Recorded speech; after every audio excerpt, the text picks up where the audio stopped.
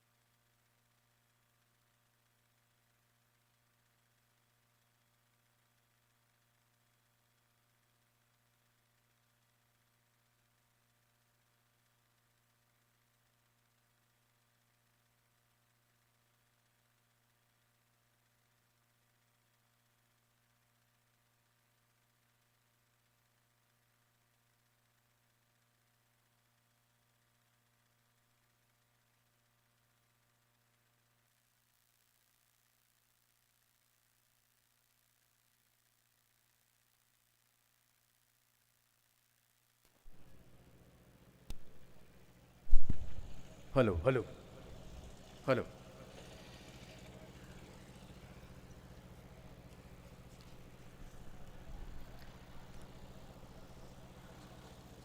ngasi viral gi nong mapanba numit korau yai faraba asigol bane medasida ipanat ipunat na haukiba sahi sa kya gi mamangda lisang sinna sanramba atugumlaba ibudo laibung kaduna pambai pambagi tabak satan ramba aikoi sahi kya kauruba matungda 2024 haukiba sahi da anauba amuk yening aikoi da piraktuna nahona na ipanat ipunat ki sanar kanon singadabu nene daba yadaba yangchinda yadaba amadi aikoi nahona na pangthok daba yadaba gi tangai fadaba lerekpuna aikoi haukiba sahi 2024 dagi aikoi kaksingda leptuna damak pangthoktuna lakli hariba thoram pareng adugi manung channa ngasi su 2025 January gi tang kuntra parel gi nong mapan ban numit sagol chel yai farba koro numit asida ibado laibung kaduna akoi punna phaminaraga iremdam ireba gasigi yai fanabagi damakta hawgulakadaba naharol singh imaibel chatra naharol singh maruina pikpangang singh tungda tungi yumbirel oigedabi punamaki amadi leibiriba irisa khwai punamaki kunjaw loisanumgi damakta apanuai khanandaba yadabana maram oiraga aikoina ngasi su pangtok chariba ibadaw laibung kabagi thawrambasi aikoi haunanabagi damakta timbiriba lai guru saba punamakta ayaba logzari koknona loina ibadaw nawalai kaksingda leibiriba ibendau ibadaw punamakpo itanamga thagonana kurumjaraga punamak ayaba logjaraga program asi thoram pareng asi haunaba ayaba logjari asigumlaba thoram masigi damakta maruoina akona thamjariba ngasi gi waram nainagadaba igi pal hariba lam masigi todo khendona wangang loi oina akoina ko nondana haijarubada ya birakpa mayam todo khendona khangbirabani iramdam masigi sub editor Sanalebak Manipur Daily Newspaper gi aigi yamba Hemant Ningomba lengsin biraktuna ngasi gi sigumlba thorom masigi thorom gi thoburel obin mai damakta noruna ningsimjari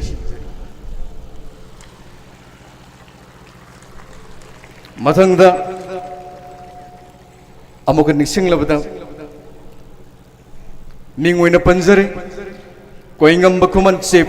advisor Arambai Tengol uzabus lengsin biraknaba ningsingjari mathangda Konjangbam Lemba Maitai Unit 40 Polen Control Room Langsin Birakani Langsin Birak Liba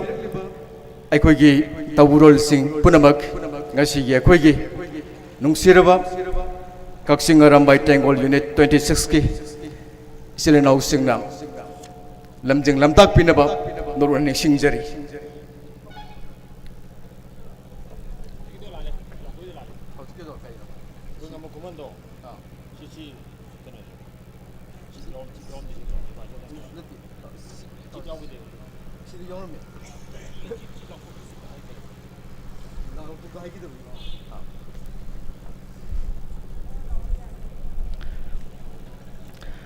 Hemant Ningomba,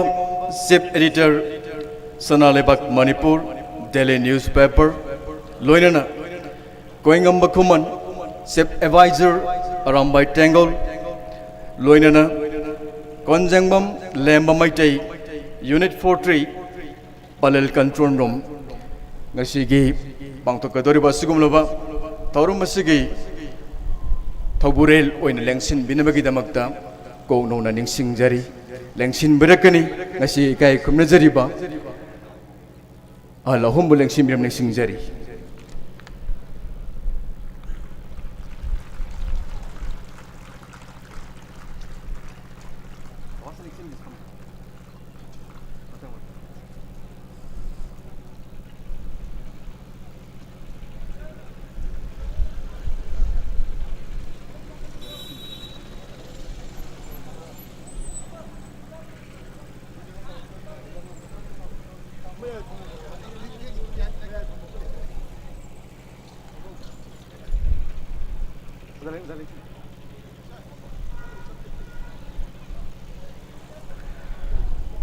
Matangda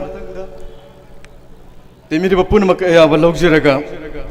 makatana ngasigi pambamlang daleng silmin may damakta ning singjari Monindro mangang eti JSQ Kiam Commissioner Langsim Biram ning singjari CMP Commissioner Monindro mangang loinana KIs Sonen Maitai Assistant Chief Advisor at JSQ Loinana Architect Advisor at JSQ Matangda Momo Palel Commander Loinana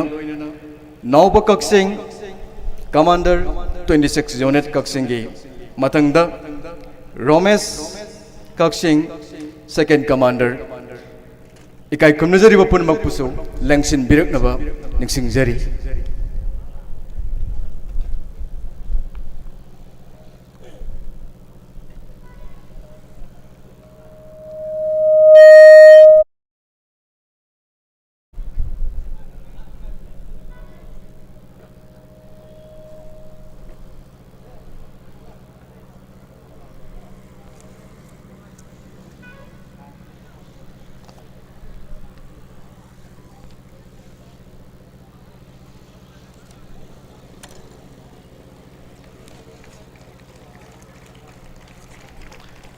Punamang na taram na upi na ba Ningsingjari Ngasige sigum laba Yam na Tangay fada na pangtuk tabayada na pangtuk kadori ba Adugum laba Viral ginong mapan ba Kwaraw yay pa ba na bidasida Iba daw laybong kado na Mayam gay damakta Lebag asigi damakta Iramdam masigi damakta Iray sa singi damakta Ingkalaglibangang singi damakta Kanan na inabagitawram masibo Saruk ya bebelak piru punamak konon jari ekoi objek maragasida ibudaugi laibungda irisa sengna aten pot tilapagi ekoi objek pau pangjai aduna mayam maraksida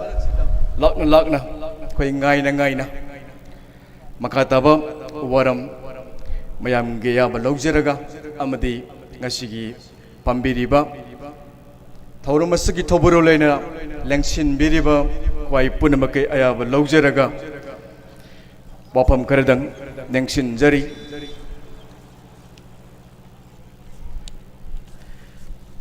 waksingi ul nanglaba matungda wana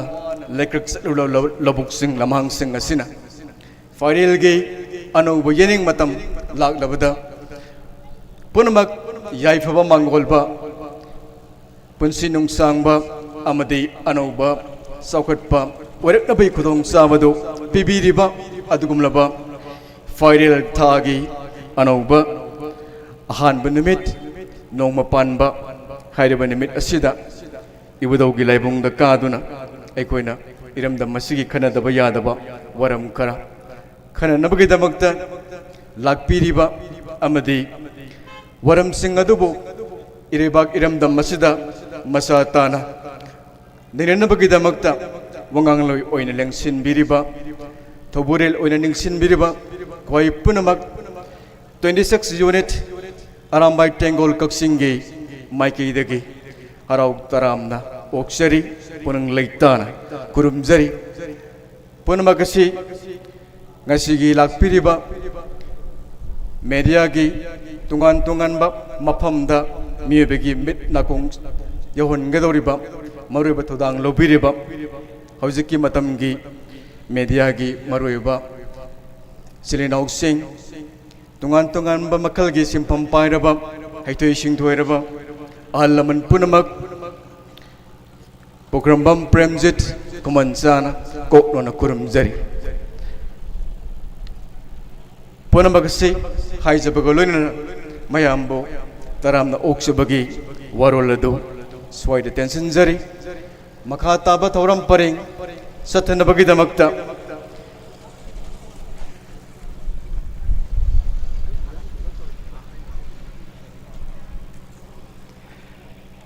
मखा ताबा थौरम परिंग सथनबगीदमक्ता मथक्ता फंबिरिबा थौबुरेल ओइना फंबिरिबा अहलसिंगदा कौनोनजरगा निंगसिंगजरी ngasiगी igi pan hai baram masida marik sumna wai punmada wafam thambirigadaba kongnonjari Hemant Ningomba chief editor Sanalaibak Manipur Daily newspaper lengchin birakani ozabo lengchin biraktana wafam kradang thambinaba kongnonjari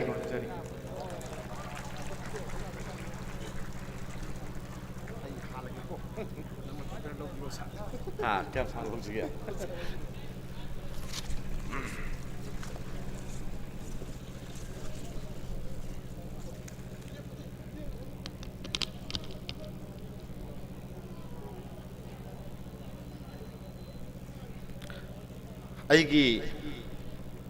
ꯅꯥꯀꯜꯗ ꯂꯩꯕꯤꯔꯤꯕ ꯂꯥꯏꯅꯤꯡꯊꯧ ꯅꯥꯍꯨꯜꯂꯥꯏ ꯑꯃꯁꯨꯡ ꯏꯃꯥ ꯏꯕꯦꯝꯃ ꯂꯩꯃꯔꯦꯝꯕꯤ ꯑꯅꯤꯕꯨ ꯏꯍꯥꯟ ꯍꯥꯟꯕꯗ ꯊꯃꯣꯏꯅꯨꯡꯗ ꯆꯦꯠꯅ ꯊꯥꯒꯣꯟꯅꯖꯔꯒ ꯑꯩꯅ ꯃꯌꯥꯝꯗ ꯊꯧꯒꯜ ꯇꯧꯖꯒꯗꯧꯔꯤꯕ ꯋꯥꯐꯝ 5-10ꯁꯤ ꯑꯁꯣꯏ ꯑꯔꯥꯟ ꯌꯥꯎꯔꯛꯄꯗ ꯈ꯭ꯋꯥꯏ ꯇꯔꯥꯅ ꯉꯥꯛꯄꯤꯌꯣꯅ ꯑꯍꯥꯟꯕꯗ ꯑꯩ ꯃꯌꯥꯝꯗ ꯍꯪꯒꯠꯆꯒꯦ ꯑꯩꯒ ꯄꯨꯟꯅ ꯐꯝꯄꯥꯛ ꯑꯃꯇꯗ ꯃꯌꯥꯝꯒꯤ ꯂꯩꯇꯦꯡ ꯑꯣꯏꯕꯤꯔꯤꯕ ꯑꯍꯜ ꯏꯕꯨꯡꯉꯣꯁꯨ ꯌꯥꯎꯔꯦ ꯑꯗꯨꯒ ꯑꯩꯈꯣꯏꯒꯤ ꯑꯔꯥꯝꯕꯥꯏ ꯇꯦꯡꯒꯣꯜꯒꯤ ꯂꯨꯆꯤꯡꯕ ꯃꯌꯥꯝ ꯑꯃꯁꯨ ꯁꯤꯗ ꯌꯥꯎꯔꯦ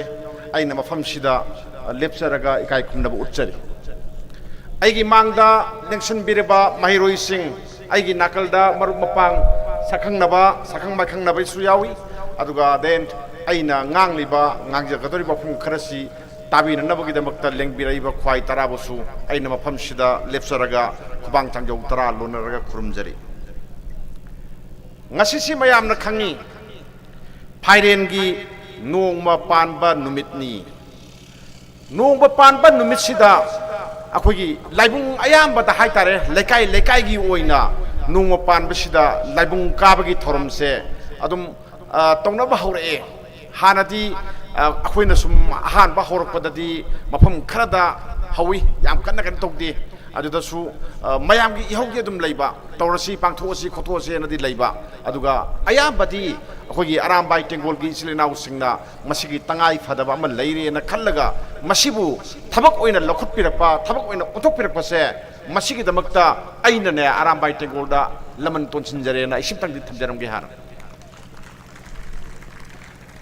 ꯀꯔꯤꯒꯤꯅꯣ ꯑꯩꯈꯣꯏꯅ ꯅꯣꯡꯃ ꯄꯥꯟꯕꯁꯤꯗ ꯑꯩꯈꯣꯏꯅ ꯂꯥꯏꯕꯨꯡ ꯀꯥꯗꯣꯏꯁꯤ ꯀꯔꯤꯒꯤꯅꯣ ꯑꯩꯈꯣꯏꯅ ꯀꯔꯤꯒꯤꯅꯣ ꯅꯣꯡꯃ ꯄꯥꯟꯕꯁꯤꯗ ꯑꯩꯈꯣꯏ ꯃꯌꯥꯝ ꯄꯨꯟꯗꯣꯏꯁꯤ ꯀꯔꯤꯒꯤꯅꯣ ꯄꯨꯜꯂꯤꯁꯤ ꯀꯔꯤꯒꯤꯅꯣ ꯁꯤꯅꯦꯕꯀꯣ ꯑꯩꯈꯣꯏꯅ ꯅꯩꯅꯗꯣꯏꯁꯦ ꯀꯔꯤꯒꯤꯅꯣ ꯃꯌꯥꯝꯅꯗꯤ ꯁꯨꯝ ꯍꯥꯏꯅꯩꯌꯦꯕꯀꯣ ꯃꯌꯥꯝꯅ ꯍꯥꯏꯅꯕꯁꯤꯁꯨ ꯑꯗꯨꯝ ꯇꯥꯁꯤ ꯑꯩꯈꯣꯏꯒꯤ ꯈ꯭ꯔꯤꯁꯇꯥꯟ ꯂꯥꯏꯅꯤꯡ ꯆꯠꯄꯁꯤꯡꯒꯤꯗꯤ ꯃꯣꯏꯗꯤ ꯅꯣꯡꯃꯥꯏꯖꯤꯡ ꯈꯨꯗꯤꯡꯒꯤ ꯆꯔꯆ ꯀꯥꯏ ꯁꯤꯅꯦꯕꯀꯣ ꯑꯗꯨꯒ ꯃꯣꯏꯒꯤ ꯑꯣꯏꯕ ꯋꯥ ꯃꯌꯥꯝ ꯑꯃ ꯑꯔꯣꯟꯕ ꯃꯌꯥꯝ ꯑꯃ ꯈꯟꯅꯩ ꯁꯤꯅꯦꯕ ꯍꯥꯏꯔꯤꯁꯦ हाइको मयाम पुनबा आंगांसिंग ताउको हाइको अरेगदी इस्लाम लाइनिंग चप्पसिंगिना करी हाय मोइना इराई खुदिंगी मसजिद चली अदुगा लाई खोरमी अदुगा मोइगी ओइबा वा मयाम अमा तानेयेना हाय अदुना मयाम सिना नावाइदगी अखोगिदी तानादी ना हाय अदो अखोइना खंगदबदी मोइगा अखोइगा पांगथोइबा थोरम मानती अदुगा मोइना हाइबदो मोइना अमनी अखोइना अमनी अखोइसु मदुगी सनबिसे अखोइ सिगी सनबिसे लेरमी सिने हाइदसको लेरमी कमाइ लेरमी अखोइना ngalingidagi ngasi अखोइगी मैतै सिना होजक ख्वाइदगी सोलेबगी मरु ओइबा मरमसे अय अमतंग हागेको अमना करिनो हारकांदा अखोइना सोलेबा मरमसे अखोइ मसेल पुनसनबा ngamdabasine अखोइ मसेल पुंदबसिमगा नंबर 2 मैतैना पुंगाकना सत्तबा मतम से कोई नाक्तबा मैतै पुंग हाइबम लैको खोइसे मैतै पुंग हारिसे मैतै पुंगदि कैदौरे पुंग कयादा हौदोइनो नोइदु मैतै पुंग चप्रा कमाय तौगे हारगदि पुंग अमानि दम सोन्धरदमनि सिमको अदुना मैतै पुंगसे हेक चलिंगैदि मैतै एखोइसे चाखटलोय अदुगा तेन अखोइना ngasi अवाबा नंगी सिंगसे अखोइ मसेल पुनसनदबदगी थोकपनि अखोइ मसेल पुनसननबगिनि सि आहानबा खोंथांग अदुदि कैदौरे ngasi अखोइना नोंग पानबगी मिफम तौरिसे पुलिसे कैनो अखोइ मैम पुलिसे कैनो अखोइ पुनननबगी आहानबा फिदा अमा लौबनि अखोइ पुनदोइनिको पुनबा हौरेजिनिको अदुगा अखोइगी वा लेपाकी वा मालेमगी वा मैम से पुनन नैनरगा अखोइ मैम से वखल तामिनदोइनेबको अदुगा अखोइ कैदौसिगे लेपाकीना कैदौनी लेकाइगिना कैदौनी हाइबसे सिदा लोइनबक वारेप दौनदोइनेबा लेकाइ लेकाइगी लोइ लौनदोइनेबा हौजक्ति हौरक्ता गाइरी येंगसे अखोइना स्वाइदा हारसी अखोइगी महिरोइ यामदि फादौबा महिरोइ लैबा अदुगा ममा मपानादि कैदौरे सेल लेतबनिना मिंग चनबा ngamda kanda अदुदि कमाय तौनी अखोइ मयाम लैरिसिदि लेकाइ हम पालिसिदि लेकाइना मदु लाइक तमहनबगी थौदांगसे अखोइना लौबा गाइसे कराइदा लौदोइनो सिदा लौदोइनेबको अवाबा तारकपगिसु अवाबा कोकनबगी मतेंग पांगबा देन अदि हराव फोंदोकपगी नुंगाइबसु मयाम पुन्ना फोंदोकमिनबा सी कैदौरे नोंग मपान बाइसे सिगी मिफम सिगी यामना मरुइबा पादम अमनेना आई साइ थमजगेबको अदुना अखोइ मैतै सिंगना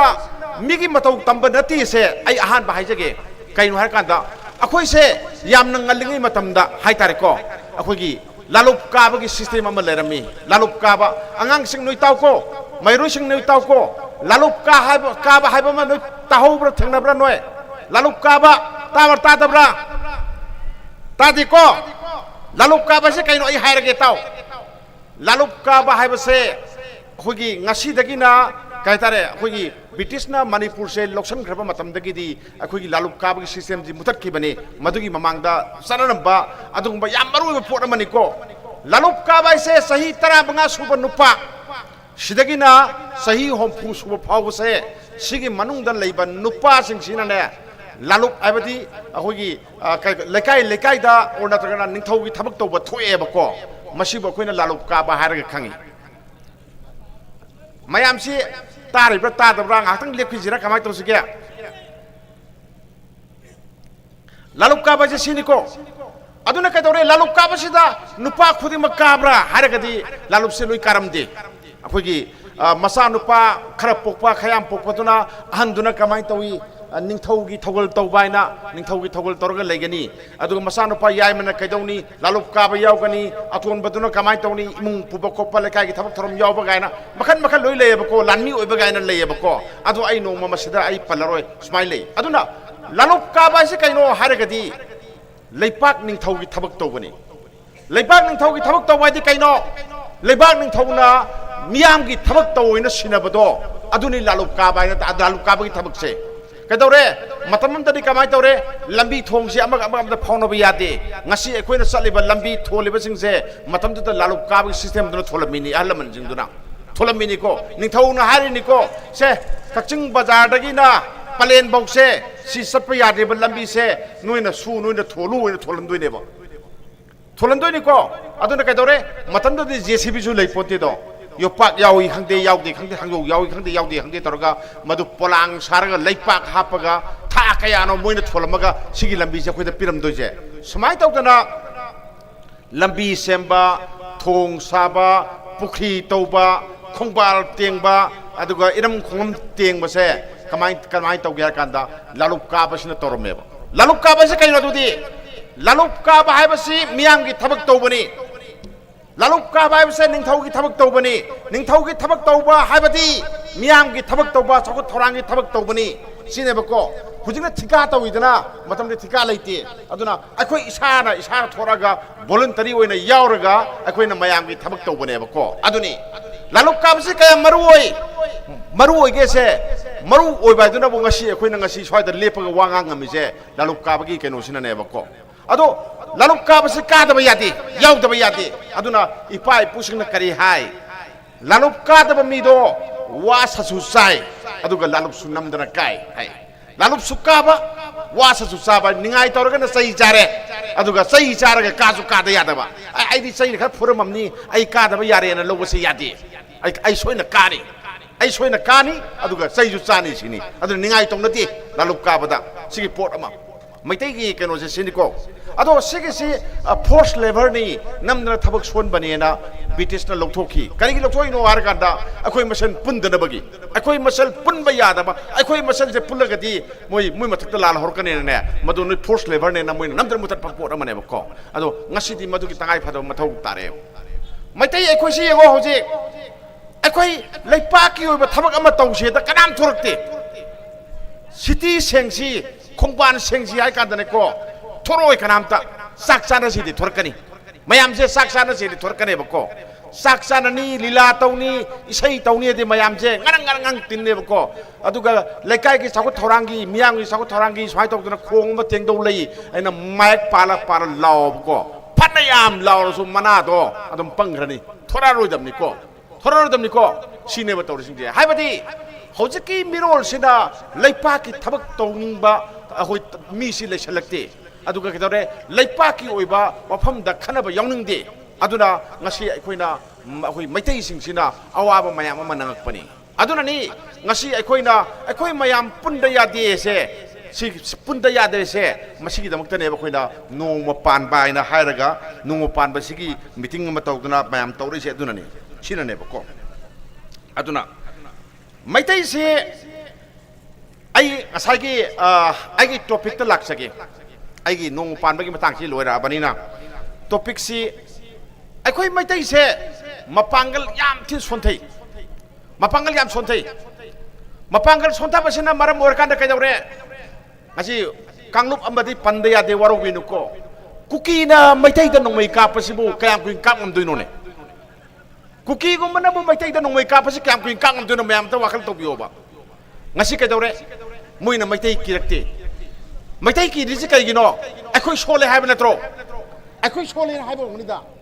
अखोय सोन बनी को अखोय सोन बना मुइ किरक्ता बने बको नुइसि सोला बनी नुइसि लिंगेन मानद्र बनी नुइ कैम तौंगमद्र बनी से मुइना खल्लकांदा मुइना कनबो ओइना उरपोय वाने बको अदुना मैतै गा बोय का सोंगनबा लानदा थाम सोंगनगाय लेपोतेदा अदो ngasi अखोयना लान सोनबा ngमदबगी मरुओय मरम कैनु हाकादा अखोयना पांगल सोन बने बको पांगल सोन बगी मरुओय मरम अमा आई ngasa हाइग्रे अखोय मसेल से मोट मानदे अखोय तिनबा यादे को स्वाइसो दम यंगबिरो अवांग लेकाय की मैरा पाइबी ना हाइबदो मखा लेकाय की ने मैरा पाइबी ना यानिंगदे याइको बयाम अदुगा ममांग लेकाय की मैरा पाइबी ना हाइबदो अदुगा मनिंग लेकाय की मैरा पाइबी ना ने तानिंगदे सिनी पुंदबाइसे अरेगदि कदौरे आराम बाई तिंगोल दा हाइबा वादो अतै कांगबु मना मोइना ngambu खवे खमाय ता थबक तौदुइनो हारकनेबको अरेगदि गवर्नमेंट की मताक दबु पलमगे गवर्नमेंट से को कांगबु अमना हाय बिरेन लेनिगोइदि लान लोइरोय अन बिरेन लौथोकदबने हारकनेबको ऑनरेबल मिनिस्टर लौथोकदबने हारकनेबको कांगबु अमना करियमु हाय मा लेत्रगदि अखोइसे लानजि माइथिनि मासे थमगदबनि सिने मोट मयाम सिनिको अदो मोट मयाम से अखोइ तादबदि यादे अमन हाइबा ताबा ताइ अदुगा अखोइना तौगदबा अखोइना खनगदबा वारेतुदि अखोइना लहुम थोक वारेतुदि अखोइ लौगदबनेबको अदुना अतोपा अखोइना मैतै सिंगना ख्वाइदगी मपांगल सोंथरपगी मरुओइबा मरम अखोइगी मिसिंगजे याम हंदगरे अखोइ मिसिंग हंथरजे कैनो आइना हाइबा नते कुमजा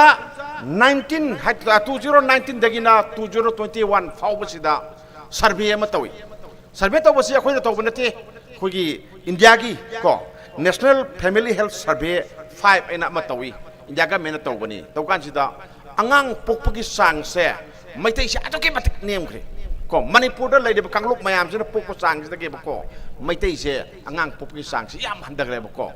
माना हाइबदा सी सर्विस द उत्पसिदा ममा अमना अंगांग से अमगा तंखाय सी अमा पोकपसु यावगनी अनि पोकपसु यावगनी हाइबनी को अहुम दि कया पोकत्रे हाइबनी को अदुना कदौरे मिसिंग हंथरे कैनो हारगदी ममा सिंगसिना अंगांग पो हाइबा याद्रे याको अंगांग पो यादबगी मरोय मरम करिनो मसाकी सनु निंगोन सिंग नोय ताव को नुपा नुसु ताव को आइदी लारिक तमिने तमले लारिक तमे बसी मैं खंबिरंगनी सही कुनिपा कुमापन कुथा भोग तमी को लाइक तंबदु लोइसलाकांदा करी मु हायरे अइदी थबक तौगिनी न हायरे थबक तौगिनी हायरे अदगी थबक अदुम ngai लेरे थबक तौद्रगदी सेंथोक्त्रगदी अइ कनाना थाकनी सिनेबको अदगी फरे एनीवे युम पालकांदा अंगांग अमा पोए अदु अतोपम अंगांग पोक्सेना मतै मनाव खनकांदा अंगांग से कनाना सेमदुन हायराने बको सुमाइन तौरे अदुनदी कदौरे अंगांग पोपकी मतम से सही नौरिंगे युम पांद्रे चेंगा कांदा युम पाले कुंठा निपान सुरकांदा कुंठापन सुरकांदा निफू सुरकांदा युम पान बदुदी अंगांग अमदेन पोरोय और पोक्तबसु यावरनी सिनेबको अदुना मैतैन मसिंग हंदरकपकी मरुओब मरम नुपी सिंग अंगांग पोक्तनबनी अंगांग पोक्तबदगिनी अंगांग यामना पोक्तबसे मसिना मरम ओइरगा अखोगी मैतैगी मसिंग हंथरकपनी याइको मयाम मसिंग हंथरकपसिना करी सोलके दो आई हायरके आई हायजरगे को मैतैना मसिंग हंथरकांदा अखोइसे हिंगीद्रा हिंगोइद्रा मैतैसे कदमबो हिंगदोइनो से मयाम अमता वाखल तोबिरोबो आई हायजरके मैतैसे मुतोरबनी को कुइररोय लांदी तोखरो बको मैतैसे लोना याबा मओंदा मुलदबनी मुतपाइसे मयाम यंगबिरो अखोइना मुतोइसिती कमाइना मुतोइनो हारकांदा बोम अमा तारागा अखोइ पुलप सिरगा मुतकदब नते सिस्टम न मुतोइनिको मिसिंग यामैसे सुम तमना सुम मांगजलाबा अतोबा फोरमनो सुम मसिंगदु सुम हेगलगदी अखोइ मुतलेदना सि मुतोइनी अदुना कमाइ मुतोइनो हारकांदा मैतैना हुजिबा पागन कल्ली लौरिसि करिगिनो पागन कल्ली लौरिसि करिगिनो पॉलिटिकल पावर से मैतैदा लई अखोगी मणिपुर की पॉलिटिकल पावर मैतैदा लई कमाइन लई एमएलए होंफुगी मनुंगदा निफु से मैतैना ओइबनिना अखोइना लौबो वारेप से ngसागी अतोपा चिंगी एमएलए मयाम सिंगदुना इंदबा ngamdebako aduga मैतैना मसिंग सुम सोदरा कांदा कदौरे सिंगमी सिंगना लौगिबा वारेप तो मैतैना इंदबा यारो ओइबा मदुदनिको अखोइना मैतै मुतुरेन हाइजे अदुनी कनबा कनाम तनंगमो अइना कनबा ngमोय आरामबाई टिंगुलना कनबा ngमोय ऐ ngasi लाउथुकजरमिसिनको सहीसु थाजरमगे सही 15 की मनुंगदा मैतै अखोइसे करमाइन तौगे से येंगो ngasi ai lai mamangदन लेप ngangen कोइ ngange hayeng yengo सही 30 से मयाम लो हिंगिना अखोइ मैतै करमाइन तौगे समति येंगो मरम हारके ai हाजरगे इंडिया का मेने लाउथोखरे 2026 को 25 हारसी 25 सिदा मिकोक थीगनी हाय मिकोक एते कनो मी मसिंग थीगनी हाय बनी ताव को अंगाग जनोय ताव पुंग चंग ताव नोइनी याम मरु ओइसे को अखोगी ने सेंसस हाइदुनी इंग्लिश ता मी मसिंग थीबा मी मसिंग दी युम मद मी कया लेगे मी मंगा लेबा 10 लेबा न युम को की मसिंग थीबा से सी सेंसस को को सेंसस से 2025 सिदा तौरनेबा हंदक की सही दा तौनेबा को अदुगा सेंसस से करम मतम दा लोइनी 2026 ता लोइनेबा को हेक लोइबगा डिलिमिटेशन तौनी डिलिमिटेशन दी कनो डिलिमिटेशन दी यंगो अखोई असेंबली कंस्टिट्यूएंसी कयानो होंफू लेदना होंफू लेदिसे एमएलए से होंफू दी दुम लेबा अदुगा केंद्र से समदोकोदरिबा कक्सिंग से लेगदर लेरोदरा खंगरे कमाई लेदुन लेरोद खंगयागरी कक्सिंग की मिसिंग से होजिक वोटर से कया लेगे कांदा लिसिंग कुंठा मंगा ले लौरसे बको कुंठा मंगा लेबसिदा अखोई मणिपुर की अपुनबा मी मसिंग से मसिंग जिना केंद्र होंफूसिदा असेंबली सीट होंफूसिदा येंथोबको येंथोकांदा ए केंद्र अमंगी सागदो मिसे लिसिंग हुमदा सागदबनी वोटर हुमदा लिसिंग हुमदा साने यारगदी सि सुद्रेदना कक्सिंग जी सुद्रे कुथांगा दा गायरबना तंखाय मोलेको वालबरिना कक्सिंग जी मुथलो अदुगो वोगाय दा पुल्लो नबानी सि मसिंग यामदबनिना हार कक्सिंग अदु मुले वोगाय ओनग्रेसे सि ओलेको सुमाइन तौतना मैतैना अखोइना एमएलए ओइना फंगंबा सिटसे हंदक किसैदा निपान दगिना 10 भौ मांगखरने मैतैना ओइरंबा सिटसे निपान दगिना 10 भौ मांगखरनी करिना मांगदोइसे जिको अखोइगी मैतैगी मसिंगसे अखोइना येंबा कांदा लाख 15 दगी हेंदे ओनली 15 लाख सक्तने अखोइ लेजिको अदुगा नागागी मसिंगसे होजिक लाख 9 ले लाख 9 निको कुकी की से मोइन हंदई लाख 3 मुक लेबनी अदो मोय असुम नाखंदगी मयाम होजलखरे हंदगी लान मनगीदा अन मोयसु 9 की मयादा लेरनेबको 9 मया लेरमनी अदुना कदौरे 9 अनि 13 अखोइदगी मोइने हेनग्रेको हेनग्रेगदी ngसागी होंफू लेरमबदो तंखाय येनरोने 30 मोइना कुंथ्रा अद मोइना खरे हेंगी बगी मोइ अनी म खाइरो कुंथ्रा थोइ लौरे को अदुना कदौरे हयेंग गवर्नमेंट सेवक मतम ददी कदौरे नागा नोइना मुक मिनिस्टर ओइरो मोइ अमुक सौगलगे ना अमुक सौगटपा अदगी कुकी नोइना मथंगी तहनगी तरनसि तारे अखोइ नागा ना अमुक सौगलगे ना मोइना अमुक ओइबा अदुगा अखोइ सोनाकंद होइ लाउबा लैंगदौ लारामि मदाम सा हारगा मयामना ओइना लाउइदना अदुमाइना अखोइना लाउ लेहौदोइबा मसिनिको अखोइना मैतै मुटपा हारिसे अदुने कदौरे मैतैना सेमिसो ओइ फंगरोय मैतैना सेमिसो ओइबा मणिपुर से फंगरोय कनाना ओइनी अमुंगना नागाना ओइनी अमुंगना कनाना ओइनी कुकीना ओइनी बको अदुगा मैतैगिदि तंगाय फदना मंत्री अहुम पिरो मरी पिरो तो ओइना खोइ स्वाइदा होजिक तोंगरिसे होजिक तोगांदा ट्राइबल सिंगी क्या क्या सिट क्या पी मंत्री अनिहुम पिरो तो इदना सुमाइ तोंगना मैतैगी सिट अनिहुम पिरो तो फिल्म लाकने मतमदुदा कयमाय तौरे अखोइ मैतै से दम मुतले यारे को अखोइगी मपांग कनबदु लेत्रेदना अखोइगी वारेब लेत्रेदना सिनि लैसिंसि अदुना सिलाकांदा अतोपा मरु ओइबा मैतै मुननबगी मरु ओइबा मरम अमा को मिसिंगदनि को अखोइगी सनु निंगोल सिंग से मुइना नेबा इगी पल nga कांदा अखोइ मैतै मसिंग हेंगतोइ को मैतै की मसिंग हेंगकदबा सनु निंगोल सिंग से न कदौरे इंडिया की कॉन्स्टिट्यूशन दे दम दियाबा मयांग द युम पान मसे याम पामजन पान खले सिनि को अखोइ याम नुंगाइद्रिसे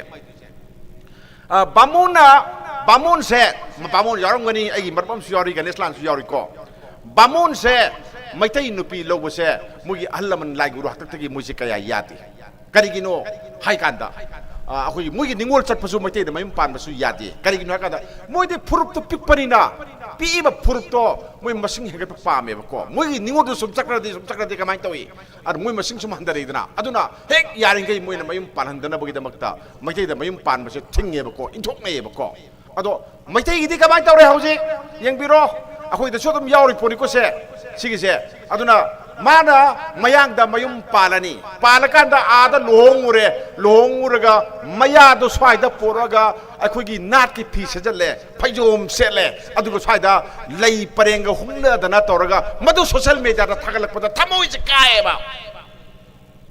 तंगाई फदन होंगदबा यादबा यारसु होंगरो अदु कदम सोशल मीडिया थागलगा सही नौरिबा अंगांग म्यामदा दुन इंसल्ट तौदुरि करिगनो नुना सुमाइना युम पालसु यायना यंदोइजे करिगनो सिनि अदु करि लई कदौ लेगे सिनि कल्चर दा ngaइनेना लेरिबा आरामबाई टेंगुन कदौ लेगे सिनि ए हंगिजे लोंबदुरि थिंगदबा याय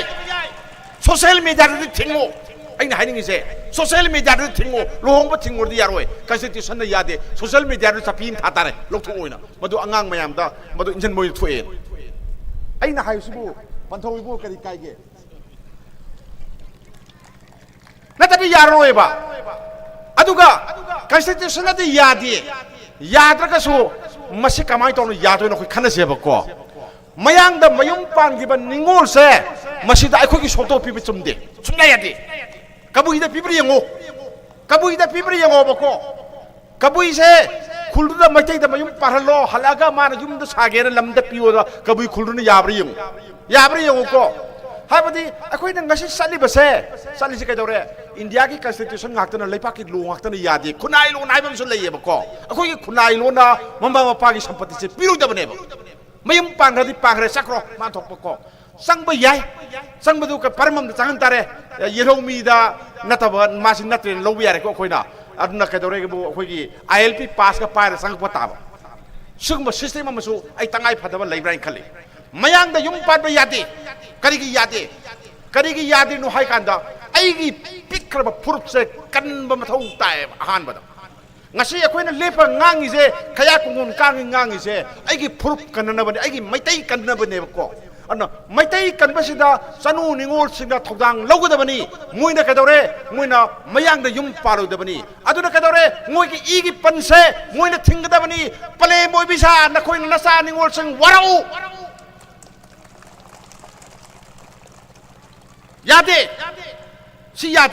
यादे कहीं ना कहता ऐगे फुरुप कन्वर्शन सिदगे न लुबम तो लेते को ऐ सिरगा ऐ ngak se kaga leipaki yai phani hai taragadi ऐगे ngakaga pugo ngasi so ina hais ne laurin ni faita laurin ni ko aduna sanu ningol sing wasak lausi ai khoi mayang da yum paloi khumudna am tagi igi pal ngakari siniko akoi ni igi pal ngak pa ri se i si nakoi ni ko नखोइना नखोइगी पलदु ngaकदबनी अदुना कदोरे we likes our pure bloods अखोइना पामी अखोइगी असेंग बई करीगी आइगी फुरुप मुतनबगी दमकता ngasi आइगी फुरुप से मुतोरे होजे मुतोरे को थराक थराक यारगा लेरे से खंगे को 2026 दा खंगदबनी ने एमिले तरा मयंग तारगदबो मजी द केदोंग दुनु सिनी कुकी तो खरोदा मोइ वातो नगा तो खरोबको अखोइ कमाय दम कंदुनु सिनेबको अदुना मिसिंग नोंग नोबगी हंथरे सोम नाकंदना मयांग फोटो कामिनदना लेरे अदुगा देन अखोइ मयांग दो मयान निपा ओक्त्र लेरे सोम नाकंद इमाइ बिल सिंगना अदु सोम नाकंदना आराम बाइते बोलना मीटिंग फम याउ ले नत्रा मसे अखोइना थिंगबदि ngमोय थिंगबा ngमोय दि कैना कांदा लाइक तमरो न तमोन सले मपान सले मैतै दि उद्रे औबदुगा अदगी देन ngata लुइनरि दुगा मयुम पान बाजे होंदबि नत्रो होंदबि ओइरमदा पानगिनि पानदा यादब मिदु पानग्र जनु पुनिंग थौर कुमसि हाइबनिदा आइना हाइबदि लैपाकी लोदुगी वांग मदगी वफुम नतेबको पुनिंग थौर कुमसि अदुना अखोइगी चनु निंगोल सिंगना इगी पल ngak पाइबसे यामना तंगाई फदबा अमा ओयेना आइसिमा आइ थमजगे अतोपमा अखोइगी ओइबा वारे ngasi अखोइना लौरिबा मयामगी वारेप सिदि मयाम वखलोन तहनबनी वखलोन पीबनी अदुगा मैतै अखोइगी वारेप नतगना लैपाकी ओइबा वारेप अखोइना लौबा यादेबको अदुदि कनाना लौनी अखोइगी म्यूट सिलिबा एमएलए सिंदुना लौगदब नत्रो एमएलए ननि लौदोइसे ngasi अखोइ सिदा लौरिबा वारेप से सिना लैपाकी ओइबा लैपाकी सनबा याबा वारेप ओइदेबको अन्ना एमएलए सिंगना लौबा वारेप तुनिबा याम मरु ओइसे अदुना नि अखोइना अफबा एमएलए थागलु लैपाकी थबक तौबा ngamba एमएलए थागलु मयाम नुंसिब एमएलए थागलु न मयाम लाउरिसे अदुनि को हौजि यंगसे सलिबा था फेब्रुवारी 10 सिदा मणिपुर लेजिस्लेटिव असेंबली की मिफम कौग्रे मिफम से गवर्नर ना कौबनी को मिफम कौरे नुमित कयानी फमदोइनो हाइबसे बिजनेस एडवाइजरी कमिटी ना फमगनी फमकांदा मोइना लेपननी अदो मयाम खंबिरंगबनी हौजिक पॉलिटिकल की ओइबा मोइगी मनुंगदा को फममुनबगी लान अमा लई लानसिना मरम ओरगा असेंबली सि नुमित कयानी फमदोइनो खंगदे सिमको अदो असेंबली में फमसि मयाम अमा फमग्रे अदो लैपाकी इशू खनरिन मेना अदुम खनै अदुगा ngasi bawko landi lepte akoi gi awaba se ngasi bawko kokte yengbiro manipur gi park sauba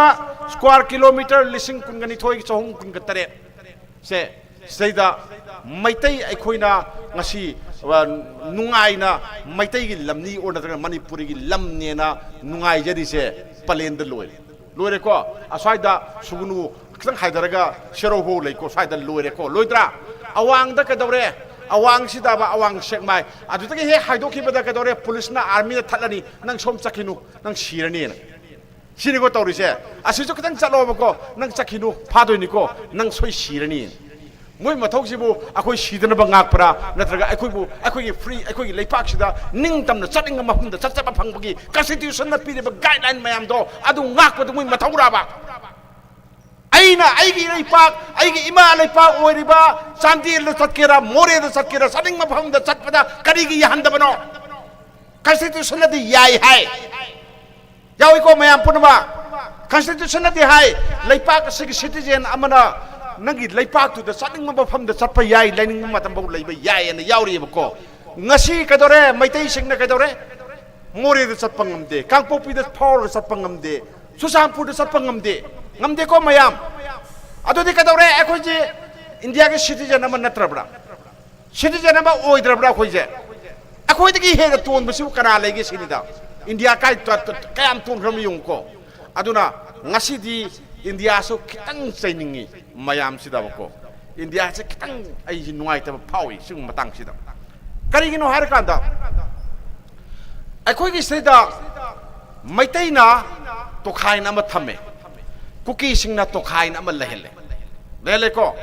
kuki sokpa yaroi na moina ngae maitai sokpa yaroi na ngae sangtok changchin yaroi na thinge masibu moina kamai to buffer zone na haire buffer zone se kadore masagi akoi na hangdoi se numit kya ni bo buffer zone se ma thamdoi numit kya ni thamdoi no sini kuki na hai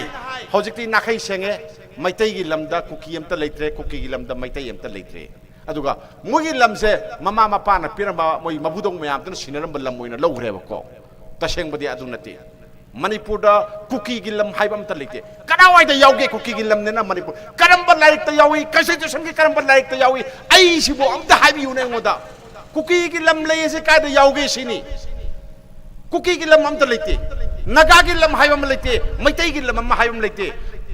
Manipur the कदौरे Manipur खुंदा मिनरिबा मयाम सिगी lump नेबको अदु lump की मपुदी कदौरे आई नते Manipur government सिनेबको government सिनी अदु मुदी मुई Mopa मपुगी lump नि मुई हारिस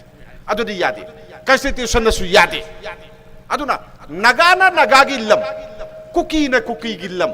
मैतै की lump मैना हाइना रकांदा कराय दनो अपुन बसे अखोय मयांग की अपुन बसे काय लेदिनो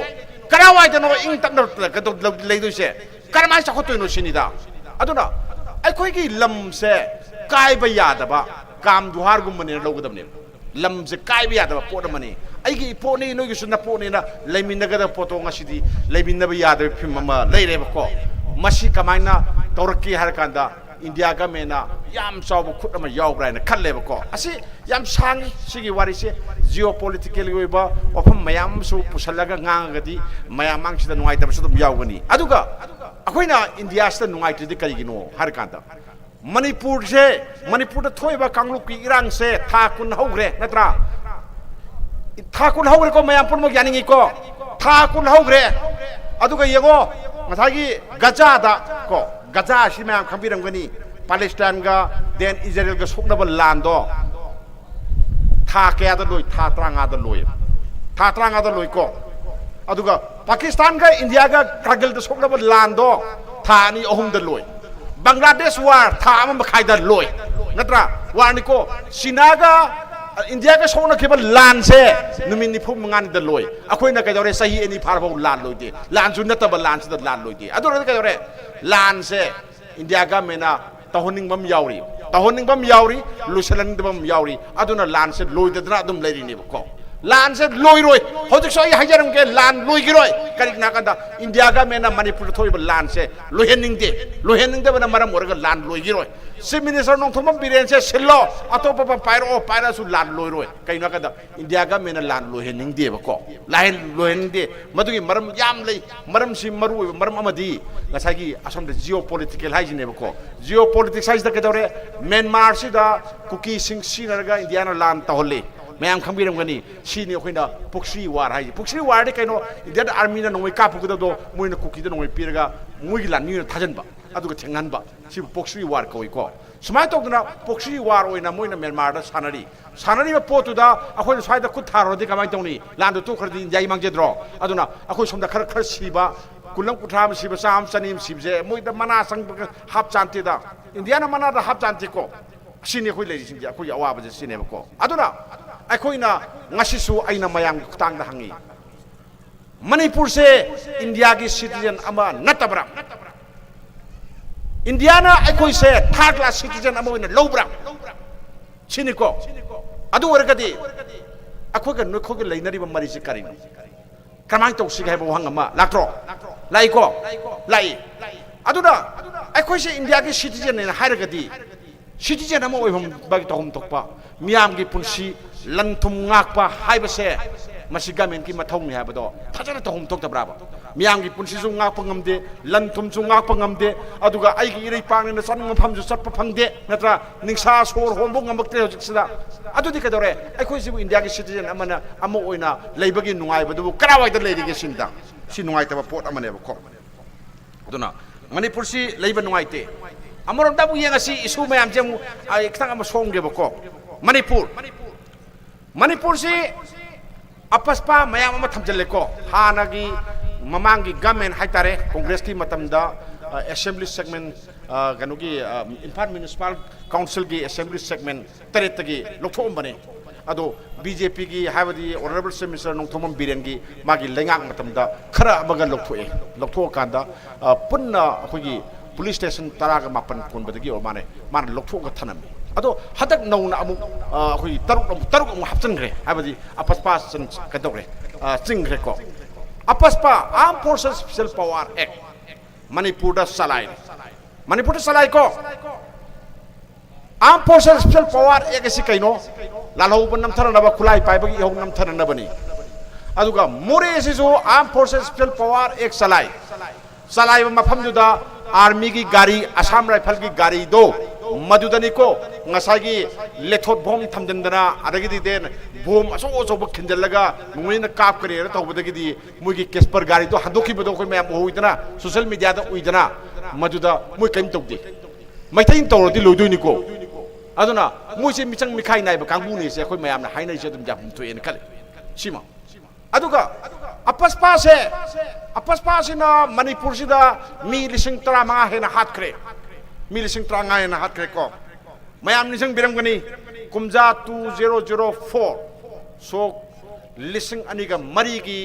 July gi tang tara ma thoida monorama kowi nupi ama bamon kampudagi nupi ama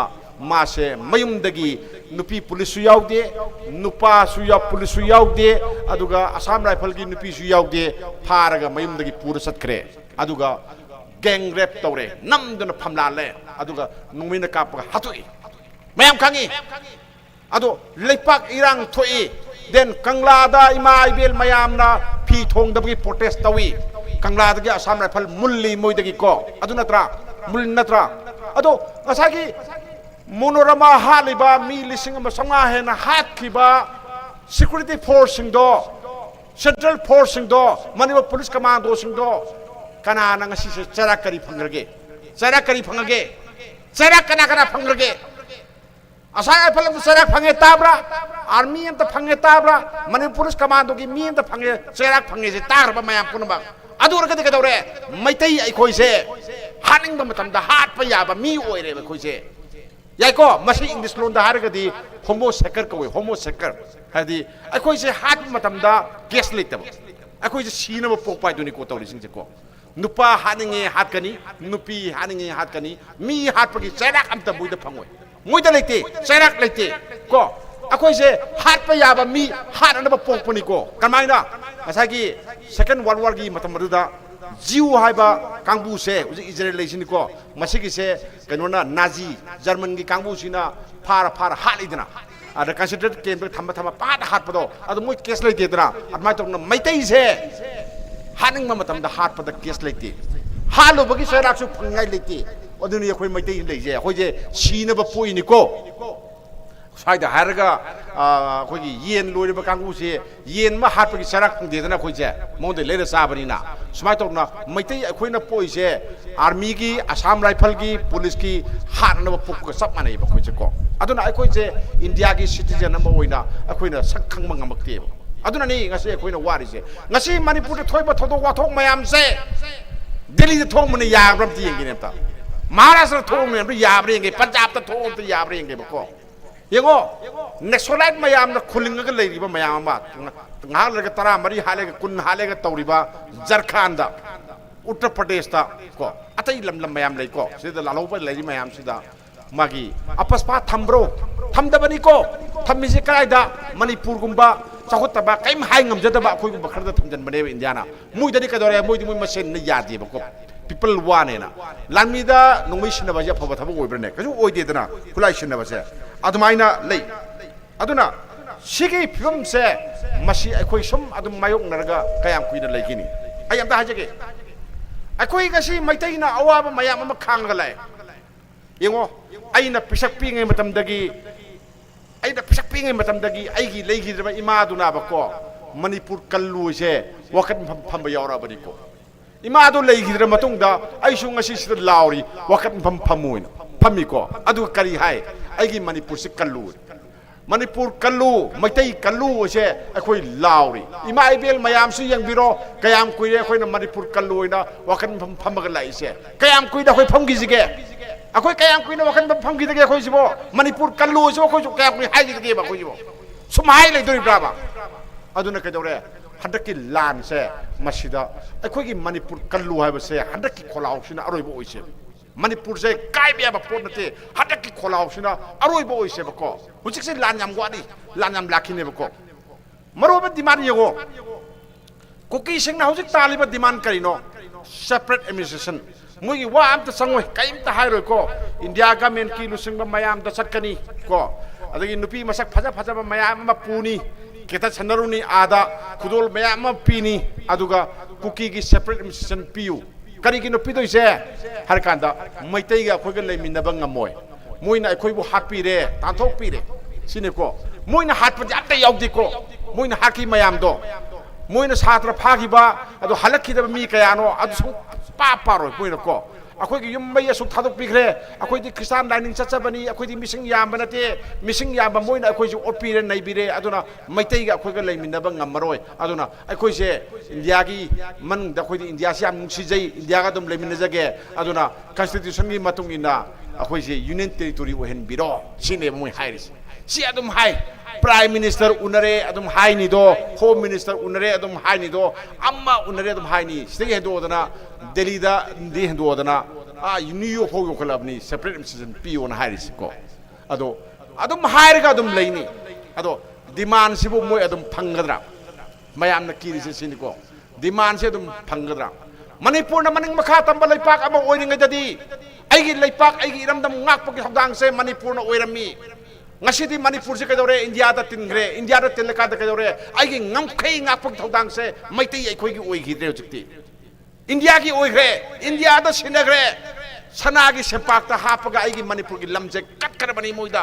अदुना कदौरे lump थुगाइबगी थौदांग से मोइना थुगाइनिंग मतमदा थुगाइबा ngami इंडिया ना ngमेबको होजिक्ति अखोइ खुता लैति अखोइ खुता लैतेब अदुना नि कनागुंबा लुप खरना कमाय तोगे नावागी माजर एग्रीमेंट लेहिबा अदुगी पोतो अदु पुथोगा वा ngangai सिदेब अदु वे वा nganगोरदि अतैना ngangbudi यामाने ऐना nganगोरदि बको एंटी नेशनल लेदा हाइदेबो लैपाक खुनागी मायक्ता ngangbने एनएसए पाने ngai लेनै सोम नाखंदा अमना को सिनि तौरिसे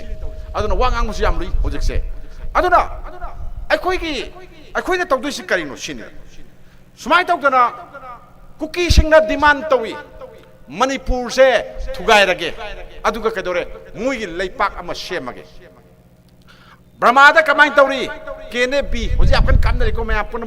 मणिपुर दा लरिबा लालो मयाम नावाइदि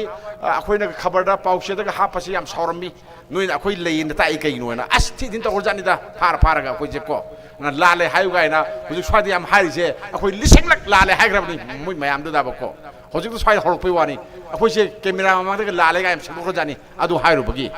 होजिकति नाखै याम सेंगे स्वाइदा लेयेसि मोइ फुंदोरे अदन होजिकते अदुदा एटेक तौवे अदु एटेक तौरे ना हाइसि सिनेबको अदुना असोम नाखंदा कुकी सिंगना कैदौरे ब्रह्मादगिसु कनोदगी म्यांमारदगिसु मोइगी लम अमा मुन्नब होनरी अदुगा इंडियादगिसु अखोइ मैतैगी लमसे मुल्लगा मोइना पाइनब होनरी बांग्लादेशसु मोइगी कुकी की लम डिमांड तौरी सुमाइन तौरगा मोइगी लैपाक अमा सेमनब थौरांग असौब अमा तौवेसे इंडिया गमेना करी खंगोजनो आइबो खंगा कांदा करी खंगोजनो सिंदा खंगिको अदुरगदी मोइगी से कांगलुप की लान दतिबको कांगलुप की लान दी मोइना मसे थवोइना साजल्लगा सेमजल्लगा थोनब लानी अदु कमाय तौबा मोइगी डिमांड फंगनबगी दमक्ता अदुनानी मोइगी डिमांड से खंगी अदुगा इंडिया गवर्नमेंट सौगली अदुना असम राइफल की ममांगदा मोइना नोंगै पाइरगा चटपदा अदुम याय अखोइगिदि नोंगै पाइर चप यादेदना यादेको यादे ngasi अराबाई टेंगोल यंगबिरो अराबाई टेंगोल से हाना याम पिकप यूनिट खरखतनी लेरमिजे ngasi मपांगन कल्लगा यामना साव फोर्स अमो ओइरिसे कइनो हरकादा ngसागी कांगलुक इरांगसि थोखरकांदा आइगी मणिपुर कंदे यादेना थोरक मयाम दुनेबको अदुना हंदकी लान से कदौरे मथद पोकपा मचानिपा मयाम अमा थवाई कटखरबनी मणिपुर की लम कन्नबगी दम होनबदा सिनिको अदुना अखोइगी लम कन्बा आइगी इमा लैपा कन्बा से आइगी पांदमगी मखादा लेते अखोइ मयाम होनबगी मखादा लेयमको सिमा आई थमनिंगी अदुगा अतोपा वफम अमा आइन हायनि अमा खक ले मयाम से आइहि मतम सांगमाने आई लोसिनजगे अखोइगी मैतै अखोइसे कल्चर न योगपनी इमाबेल सिंह अखोइसे कल्चर न योगपनी culture the कइनो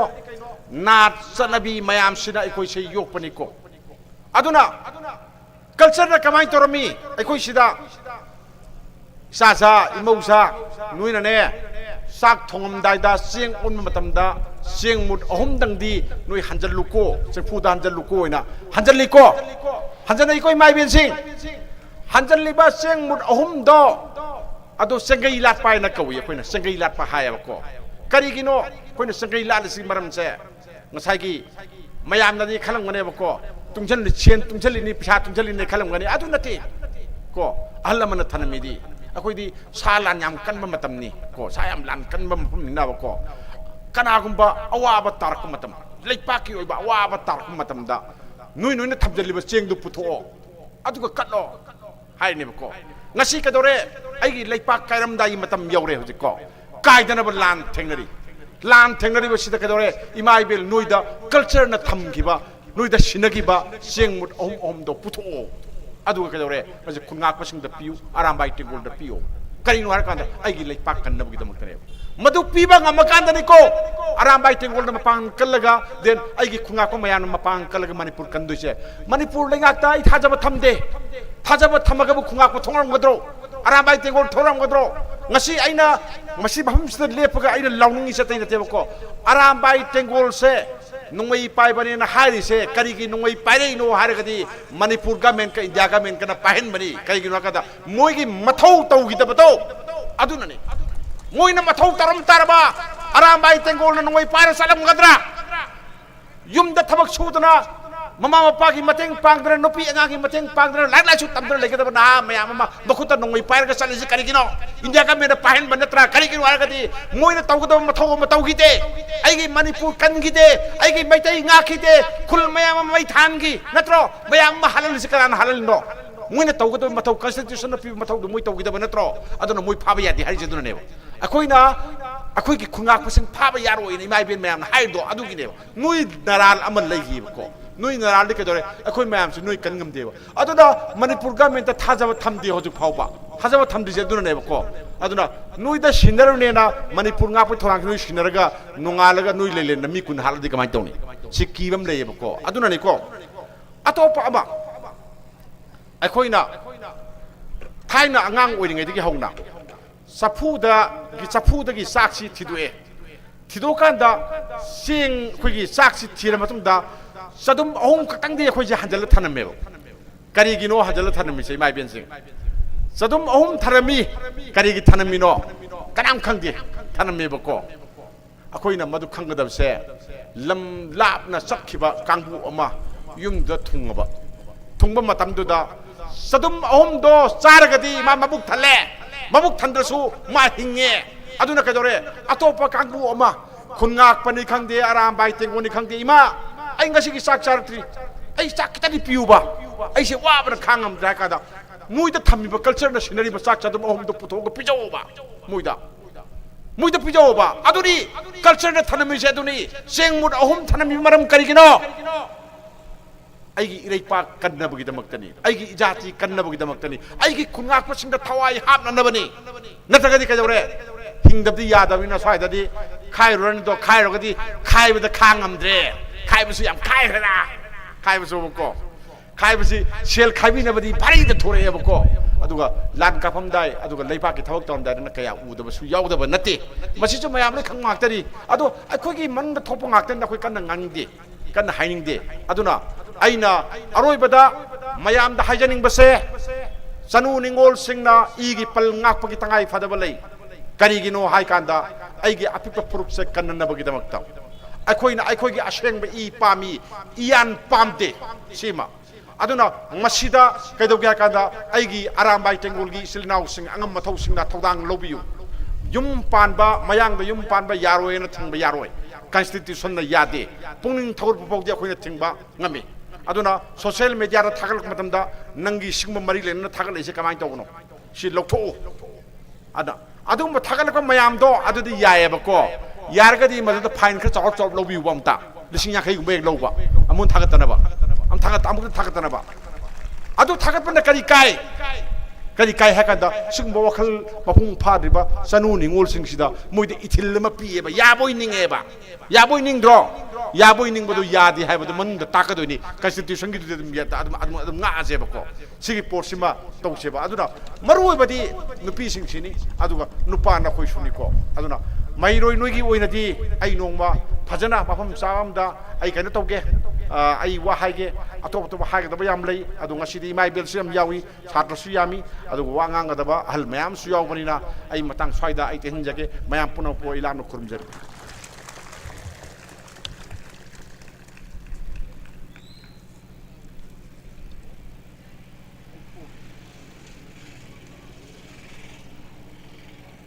Tagasari, Sub Editor, Sanalebak Manipur, Daily Newspaper gi, koigi mingwena panjarabada, tamaheman taningomba, yamna sumba, yamna tauba, wafam kayama tambiramba, mangdalang sinbiriba, inausing isalsing isesingi, wakalapsing wegedaba wafam mayama tambiramba, asigudamakta. Senjalangjir bising mai kai dagi tagatsari loina na mangdalang sinbiriba amadi ngasigi thobure loina phambiriba oja singge ayaba logjaraga mikop amatang papama matang singjage aikoisi ngasigi thobure loina phambiriba al singda khoina senjalangjir bagi mai kai dagi yamna tamjaningba kudol khajistang leijabani adubo akhoi program function si hausin kiba aduga khagistan khoi si pau phauno ba wapdagi kaitang teng daure adubu haijaraga yabiba ahalaman sing imai bel sing nonjaraga kopiba ipaipu mayama leibiri bani punamakpu yabina ba haijari akhoi nikup amatang aikoi gi ngasigi thoboro loina pambiriba singi marakta aikoi gi 26 around by 26 unit Kaksingi commander Koigi Naubana Nasigi Kudola Sigi Lamjing Lamtak Pinaba Nishingjari Loina Akoigi Kudol Tambigadaba Angang Sing Chal Sing Lengsim Birang Nam Nishingjari Koikalab members Sing Su Lengsim Birak Laga Kudol Tambigadaba Singatubu Lamjing Lamtak Pinaba Nishingjari Lengsim Birakani Ahan Bada Hemant Ningomba, Sub Editor, Sanalebak Manipur, Daily Newspaper, Koigi Senjalangjariba, Arambai 26 unit, Kaksingi Makaidagi, Samlaba, Kudol, Tamzabani, Punamak Akoi, Gamzaba Kazistang Sinjaraga, Puning, Harauba, Nungayabado, Punapongdok Minasi Haiduna, Kwai Mapamda, Nolokshari, Matangda, Ozak Koingamba Kuman Chief Advisor Arambai Tengol. Ozak Koingamba Kuman Chief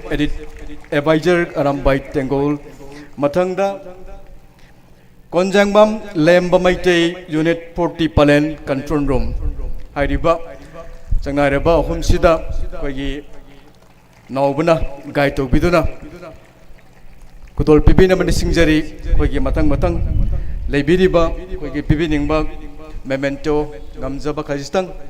Puning Ning Singnaba Nasigi Taudu Kasibu Kaudanaba Koina Sinzaba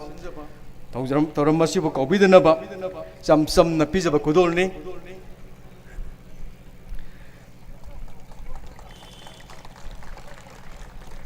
Tagasari Ozabu Matangda Koi Konjangbam Eswari Koingamba Kuman Chief Advisor Arambai Tengol Babada Pibina Banisingjari Matangda Konjangbam Lemba Maite Unit 40 Falil Control Room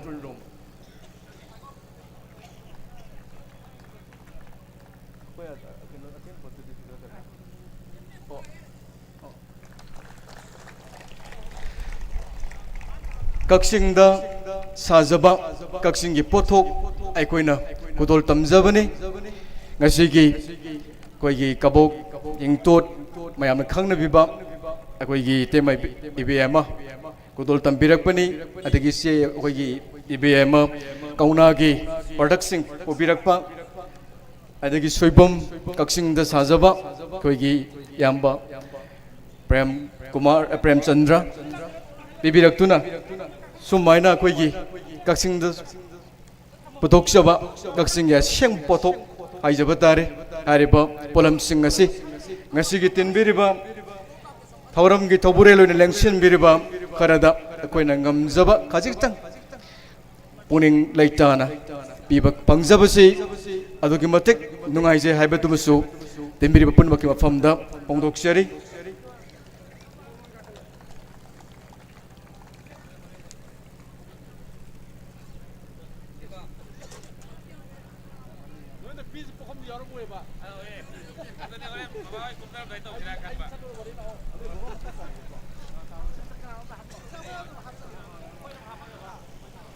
Tagasari Similangbiriba Punamak Amadi Nashigi Mangleng Simiriba Laiguru Tauramasiga Makatana Koi Pambiri Bataburul Singa Yam Logzeraga Satazari Matangi Maruba Wangang Luena Monindro Mangang CMP Commissioner Arambai Tengol General Headquarter Bo Ngasigi Tauramasiga Maile Nabo Wapam Kerdang Tambiri Nabakok no Naning Singzari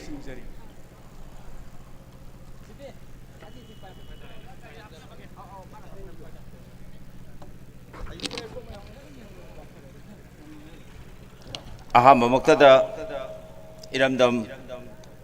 Irikasibu Konbiri Babido Vendo Anibu Konglona Punim Zari Matangda Chief Guest Ki Pamham Lang the Lengchin Biramaba was a Hemanta Chief Editor Sanalebak Aduga Akoy Ngasigi Function and President when a Lengchin Biriba Akoy Kwaibu Lamjim Lamtak Piriba Chief Advisor Aduga CMP Chief Baba Koyamba Kumanbo Salute Jari Aduga Lunana CMP Gi Liberi collecting Daista Liberi Balunana Manganangsen Biriba Aduga Lunana Catching Unit Arambai Tengol Unit 26 Key Commander Controller Aduga Tengoloi Kwai Punamok Salute Jari Lunana Manganangsen Biriba China Imai Ben Satra Sati Kwai Punamopu Ikai Kunu Cheri Wahayam Madi Loinamok Oza Emantana Yamna Marik Chumna Tambira Medu Arambai Tengolgi Momoto Karada Waikara Tamjage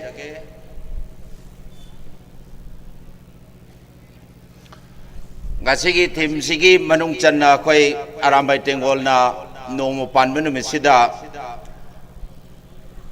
Arambai Tengogi Lady Unit Singi Mapam Punamakta Jana Headquarter Gi Baba Koingamba Komana Lusing Biraga Koi Chatana Akoigi Lady Ba Chana Kanglon Sing Ipanat Ipunatki Mangraba Kankun Amuhana Nahona Komina Revive Toya Katagi Habagi Yamna Kanna Sata Zeriba campaign Singi Manunda Sigi Suamani Noma Panbasi Aquina Karigi Numisida Pangtoi no have a singer Sayakoy or Zahamantana Yamna Marichumna Tambira Me Maite Bakunaisi Akoigi 33 ADG Chaitaron Kumbavadigi Yang Bataragadi Sahisi Yamna Yamdri Akoigi civilization se Adabu Arambai Tengol Gidi 33 AD Chaitaron Kumbavada Ladiba Royal Chronicle Dugi Ningtauron Ningtau Panbagi Ladiba Chronicle Do Adu Kaka the Tazaba Late Masi Koy Arambai Tengona Pangai Hibanate Itcha Sing Munna Tabi Ukosida Sata Sati Sing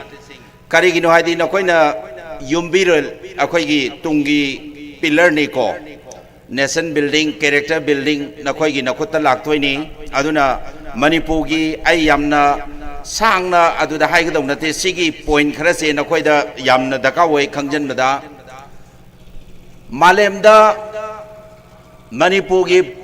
Akoina Manipuri Akoina Polo P. Hebse Satra Satra Sing Adu Kangbi Vinatro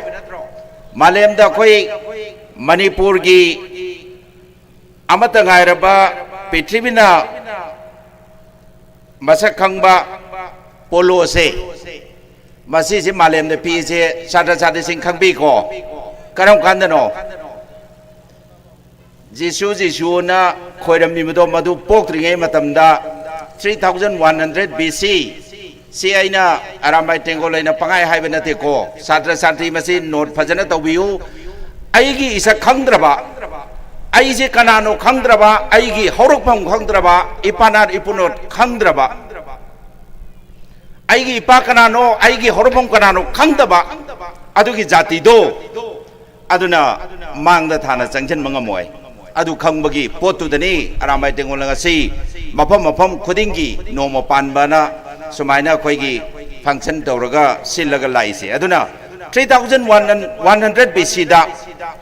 Jesus ꯄꯣꯛꯇ꯭ꯔꯤꯉꯩꯗ before Christ BC ꯗ ꯃꯥꯂꯦꯝꯁꯤꯗ ꯃꯩꯇꯩꯅ ꯑꯗꯨꯕꯨ ꯑꯩꯈꯣꯏ ꯈꯔ ꯍꯦꯟꯅ border ꯁꯦꯟꯁꯇ ꯌꯦꯡꯉꯀꯥꯟꯗꯨꯗ ꯃꯅꯤꯄꯨꯔꯤꯅ ꯍꯥꯏꯔꯁꯤ ꯑꯗꯨꯒꯤ ꯃꯅꯤꯄꯨꯔꯤ ꯑꯩꯈꯣꯏꯅ ꯃꯥꯂꯦꯝꯁꯤꯗ polo ꯄꯤꯈ꯭ꯔꯕꯅꯤ ꯃꯗꯨ ꯀꯔꯝ ꯀꯥꯟꯗ ꯍꯧꯖꯤꯛꯀꯤ ꯍꯥꯏꯖꯔꯤꯕ 3100 BC ꯗ ꯑꯗꯨ ꯑꯣꯏꯇꯥꯔꯒꯗꯤ ꯆꯩꯊꯥꯔꯣꯟ ꯀꯨꯝꯕꯥꯕꯒꯤ 33 AD ꯗꯣ ꯑꯗꯨ ꯈꯛꯇꯪꯗꯒꯤ ꯃꯩꯇꯩ ꯍꯧꯔꯛꯏ ꯅꯠꯇ꯭ꯔꯒ ꯈꯨꯟꯅꯥꯏꯁꯤꯒꯤ ꯁꯤꯚꯤꯂꯥꯏꯖꯦꯁꯟ ꯑꯣꯏꯌꯦꯁꯦ ꯌꯥꯔꯤꯕ꯭ꯔꯥ ꯏꯚꯟ 3100 BC ꯒꯤ ꯃꯃꯥꯡꯗꯁꯨ civilization ꯂꯩꯈ꯭ꯔꯕꯅꯤ ꯑꯗꯨꯕꯨ documented ꯑꯣꯏꯅ ꯋꯥ ꯍꯥꯏꯖꯒꯦ ꯍꯥꯏꯖꯅꯤꯡꯉꯤꯗꯤ ꯆꯍꯤ 5000 ꯍꯦꯟꯅ ꯂꯩꯔꯕ ꯑꯩꯈꯣꯏ ꯃꯩꯇꯩ ꯈꯨꯟꯅꯥꯏꯅꯤ ꯑꯗꯥꯏꯗꯨꯗ ꯂꯥꯛꯈ꯭ꯔꯤꯕ ꯆꯠꯅꯕꯤꯁꯤꯡꯗꯣ ꯉꯁꯤꯗꯤ ꯑꯩꯈꯣꯏꯒꯤ ꯂꯩꯔꯤꯕ ꯈꯨꯟꯅꯥꯏꯁꯤꯅ ꯀꯥꯎꯈꯤꯕꯗꯧꯅ ꯇꯧꯕ ꯀꯥꯡꯈꯨꯟ ꯃꯨꯠꯄꯗꯧꯅ ꯑꯣꯏꯁꯜꯂꯛꯄ ꯑꯗꯨꯅ ꯃꯔꯝ ꯑꯣꯏꯔꯒ ꯆꯠꯅꯕꯤ ꯑꯩꯈꯣꯏꯒꯤ ꯏꯄꯥꯅꯥꯠ ꯏꯄꯨꯅꯥꯠꯀꯤ ꯑꯣꯏꯔꯤꯕ ꯄꯣꯠꯁꯤꯡꯁꯦ ꯇꯨꯡꯑꯣꯏꯅꯅ ꯊꯝꯕ ꯀꯥꯟꯗꯨꯗ ꯋꯦꯁꯀꯤ ꯅꯠꯇ꯭ꯔꯒ ꯑꯇꯣꯞꯄ ꯏꯟꯐ꯭ꯂꯨꯌꯦꯟꯁ ꯃꯌꯥꯝ ꯑꯃꯅ ꯃꯔꯝ ꯑꯣꯏꯔꯒ ꯁꯦꯠꯂꯤꯕ ꯆꯥꯔꯤꯕ ꯆꯠꯅ ꯀꯥꯡꯂꯣꯟꯁꯤꯡ ꯑꯩꯒꯤ ꯊꯛꯈꯥ ꯅꯥꯏꯔꯛꯇꯕ ꯏꯄꯥꯅꯥꯠ ꯏꯄꯨꯅꯥꯠꯅ ꯀꯔꯤ ꯊꯝꯕꯤꯔꯝꯃꯤ ꯍꯥꯏꯕꯒꯤ ꯐꯖꯈ꯭ꯔꯕ ꯑꯩꯈꯣꯏꯒꯤ ꯀꯜꯆꯔ ꯀꯔꯝꯕ ꯀꯜꯆꯔ ꯃꯤ ꯑꯃꯒꯤ ꯅꯠꯇ꯭ꯔꯒ ꯈꯨꯟꯅꯥꯏꯗꯨꯒꯤ ꯆꯠꯅ ꯀꯥꯡꯂꯣꯟꯁꯤꯡ ꯑꯗꯨꯝꯕ ꯄꯨꯡꯃꯨꯠ ꯃꯨꯠꯄꯒꯤ ꯐꯤꯕꯝ ꯑꯃꯗ ꯃꯅꯤꯄꯨꯔ ꯈꯨꯟꯅꯥꯏꯁꯦ ꯂꯥꯛꯈꯤꯕꯗꯣ ꯑꯗꯨꯅ ꯃꯔꯝ ꯑꯣꯏꯔꯒꯅꯤ ꯀꯩꯁꯨ ꯂꯩꯇꯕ ꯃꯤꯑꯣꯏ ꯈꯨꯖꯣ ꯑꯃꯅ ꯌꯥꯝꯈ꯭ꯔꯕ ꯃꯩꯇꯩꯒꯤ ꯈꯨꯟꯅꯥꯏꯁꯦ ꯏꯔꯥꯏ ꯂꯥꯏꯅ ꯁꯥꯟꯅꯔꯛꯏꯁꯤ ꯑꯗꯨꯒꯤ ꯄꯣꯠꯇꯨꯕꯨ ꯀꯟꯅꯕꯒꯤꯗꯃꯛꯇꯅꯤ ꯑꯔꯥꯝꯕꯥꯏ ꯇꯦꯡꯒꯣꯜ ꯂꯥꯛꯏꯁꯦ ꯑꯣꯖꯥ ꯍꯦꯃꯟꯇꯒꯤꯗ ꯑꯩ 99% ꯌꯥꯖꯅꯤꯡꯉꯤ ꯃꯥꯅ ꯍꯥꯏꯕꯤꯕꯗꯨꯗ ꯑꯔꯥꯝꯕꯥꯏ ꯇꯦꯡꯒꯣꯜ ꯑꯣꯏꯅ ꯑꯃꯈꯛꯇꯪ ꯌꯥꯖꯅꯤꯡꯗꯦ ꯑꯩ ꯊꯝꯖꯒꯦ ꯀꯟꯇ꯭ꯔꯥꯁ ꯆꯠꯄꯒꯤ ꯋꯥ ꯅꯠꯇꯦ ꯑꯩꯈꯣꯏꯒꯤ ꯂꯩꯔꯤꯕ ꯃꯩꯇꯩ ꯈꯨꯟꯅꯥꯏꯁꯦ ꯃꯄꯥꯡꯒꯜ ꯁꯣꯟꯕ ꯅꯠꯇꯦ ꯑꯩꯈꯣꯏꯒꯤ ꯂꯩꯔꯤꯕ ꯃꯩꯇꯩ ꯈꯨꯟꯅꯥꯏꯁꯦ ꯃꯥꯅꯧ ꯌꯥꯗꯕꯒꯤ ꯄꯣꯠꯇꯨ ꯈꯛꯇꯅꯤ ꯑꯩꯈꯣꯏꯗ ꯁꯣꯜꯂꯤꯁꯤ ꯂꯩꯔꯤꯕ ꯃꯤꯑꯣꯏ ꯃꯩꯇꯩꯁꯤꯡꯁꯦ ꯃꯄꯥꯡꯒꯜ ꯁꯣꯟꯕ ꯅꯠꯇꯦ ꯃꯁꯤ ꯃꯌꯦꯛ ꯈꯤꯇꯪ ꯀꯟꯇ꯭ꯔꯥꯗꯤꯛ ꯇꯧꯖꯅ ꯍꯥꯏꯖꯔꯤ ꯃꯩꯇꯩ ꯁꯨꯛꯁꯣꯟ ꯁꯣꯟꯗꯦ ꯋꯥꯏꯀꯨꯒꯤ ꯀꯜꯆꯔ ꯊꯥꯗꯣꯛꯑꯕ ꯑꯗꯨ ꯑꯣꯏꯇꯥꯔꯒꯗꯤ ꯃꯩꯇꯩꯅ ꯃꯥꯂꯦꯝꯁꯤꯗ ꯀꯅꯥꯒꯨꯝꯕ ꯑꯃꯇꯕꯨ ꯃꯥꯏꯊꯤꯕ ꯄꯤꯕ ꯉꯝꯃꯣꯏꯗꯕꯒꯤ ꯋꯥꯐꯝ ꯂꯩꯇꯦ ꯑꯩꯈꯣꯏꯒꯤ ꯆꯍꯤ 8 ꯈꯨꯟꯇꯥꯛꯄꯒꯤ ꯃꯇꯝꯗ ꯃꯩꯇꯩꯒꯤ ꯀꯥꯡꯈꯨꯟ ꯃꯨꯠꯀꯗꯧꯔꯕ ꯃꯇꯝꯗꯨꯗ ꯀꯔꯝꯍꯥꯏꯅ ꯑꯩꯈꯣꯏꯅ ꯀꯟꯕ ꯉꯝꯈꯤ ꯑꯋꯥꯒꯤ ꯃꯐꯝꯗꯒꯤ 1819 ꯆꯍꯤ 8 ꯈꯨꯟꯇꯥꯛꯄ 1826 ꯐꯥꯎ ꯂꯩꯈꯤꯕ ꯃꯩꯇꯩꯒꯤ ꯈꯨꯟꯅꯥꯏꯁꯦ ꯀꯥꯡꯈꯨꯟ ꯃꯨꯠꯅꯕꯒꯤ ꯑꯋꯥꯅ ꯂꯥꯟ ꯇꯥꯔꯛꯇꯅ ꯑꯩꯈꯣꯏꯁꯦ ꯃꯈꯣꯏꯒꯤ ꯃꯈꯨꯠꯇ ꯂꯩꯈꯤꯕ ꯃꯇꯝꯗꯨꯗ ꯀꯔꯤ ꯇꯧꯏ ꯂꯩꯔꯤꯕ ꯅꯤꯡꯊꯧ ꯑꯃꯁꯨꯡ ꯃꯗꯨꯒꯤ ꯂꯩꯔꯤꯕ ꯈꯨꯟꯅꯥꯏꯗꯨꯅ ꯑꯃꯒ ꯆꯤꯡꯊꯅꯕ ꯑꯩꯈꯣꯏꯒꯤ ꯂꯤꯡꯖꯦꯜ ꯃꯥꯟꯅꯗꯕ ꯑꯃꯅ ꯇꯧꯔꯒꯗꯤ ꯑꯃꯅ ꯌꯩꯊꯠꯄ ꯑꯃꯅ ꯃꯃꯥꯡ ꯊꯥꯔꯗꯤ ꯃꯗꯨꯕꯨ ꯆꯤꯡꯗꯕ ꯃꯗꯨꯒꯤ ꯀꯜꯆꯔꯗꯣ ꯑꯗꯨꯅ ꯃꯔꯝ ꯑꯣꯏꯔꯒ ꯆꯍꯤ 8 ꯈꯨꯟꯇꯥꯛꯈꯤꯕꯅꯤ ꯑꯩꯈꯣꯏ ꯀꯃꯥꯏꯅ ꯇꯧꯔꯀꯥꯟꯗꯅ ꯃꯗꯨꯕꯨ ꯀꯟꯈꯤ ꯃꯇꯝꯗꯨꯗ ꯂꯩꯔꯤꯕ ꯏꯅꯤꯡꯊꯧꯗꯨꯅ ꯒ꯭ꯌꯥꯟ ꯂꯥꯛꯈꯤ ꯑꯩꯈꯣꯏꯅ ꯑꯃꯒꯤ ꯃꯇꯦꯡ ꯄꯥꯡꯅꯔꯒ ꯀꯣꯛ ꯆꯨꯡꯁꯟꯅꯔꯒ ꯄꯨꯟꯁꯤꯜꯂꯒ ꯃꯗꯨ ꯃꯥꯏꯊꯤꯕ ꯄꯤꯕ ꯉꯝꯒꯅꯤ ꯍꯥꯏꯕꯒꯤ ꯋꯥꯈꯜꯂꯣꯟꯗꯨꯗ ꯇꯥꯁꯜꯂꯀꯥꯟꯗꯨꯗ ꯆꯍꯤ 8 ꯈꯨꯟꯇꯥꯛꯄꯗꯣ ꯏꯅꯤꯡꯊꯧ ꯍꯤꯔꯥꯆꯟꯗ꯭ꯔꯅ ꯂꯨꯆꯤꯡꯗꯅ ꯑꯗꯨꯒꯤ ꯑꯄꯨꯟꯕ ꯃꯩꯇꯩꯒꯤ ꯈꯨꯟꯅꯥꯏꯗꯨꯅ ꯃꯥꯏꯊꯤꯕ ꯄꯤꯔꯒ ꯉꯁꯤ ꯑꯩꯈꯣꯏ ꯁꯤꯗ ꯐꯝꯖꯕ ꯄꯨꯟꯖꯕ ꯉꯝꯃꯤꯁꯤꯅꯤ ꯃꯇꯝꯗꯨꯗ ꯁꯤꯖꯤꯟꯅꯈꯤꯕ ꯌꯥꯝꯅ ꯇꯝꯊꯤꯔꯕ ꯌꯥꯝꯅ ꯖꯥꯊꯤꯕ ꯑꯔꯥꯝꯕꯥꯏ ꯍꯥꯏꯕ ꯈꯨꯠꯂꯥꯏꯗꯣ ꯃꯗꯨꯒꯤ ꯈꯨꯠꯂꯥꯏꯗꯨꯒꯤ ꯃꯃꯤꯡ ꯂꯧꯔꯒ ꯉꯁꯤ ꯑꯗꯨꯒꯤ ꯏꯄꯨꯁꯤꯡꯗꯨꯒꯤ ꯆꯥꯗꯥ ꯅꯥꯎꯗ ꯑꯩꯈꯣꯏꯅ ꯑꯗꯨꯒꯤ ꯑꯔꯥꯝꯕꯥꯏ ꯇꯦꯡꯒꯣꯜ ꯍꯥꯏꯗꯅ ꯃꯩꯇꯩꯕꯨ ꯉꯥꯛꯅꯕꯒꯤꯗꯃꯛꯇ ꯉꯁꯤ ꯄꯨꯟꯁꯤꯟꯖꯕꯅꯤ ꯑꯗꯨꯒꯤ ꯂꯩꯔꯝꯕ ꯆꯍꯤ ꯆꯥꯗꯣ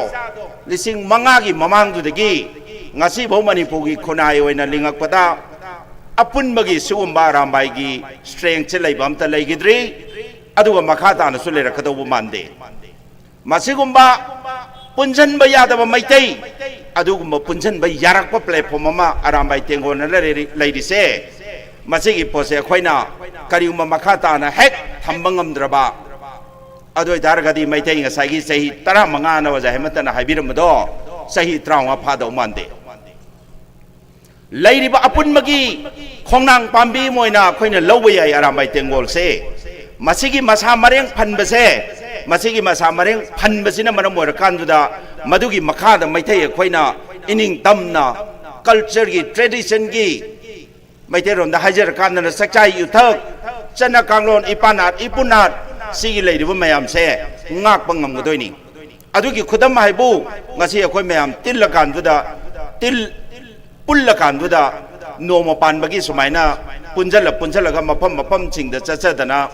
lairiba igi palnga kadawa chanabigi oi pa mangkriba mayam akhoi na kadai da kanba yakadage haibagi khanabagi khudong chabagi mapam laiba suma mayam se akhoi na apun mudugi मरुमदुदा अदुगी उसा अचौबुदुगी मरुमदुदा चंगजनजरैनी मदुगी उसादु थुदेखरबा कुकी दी टोपी खरो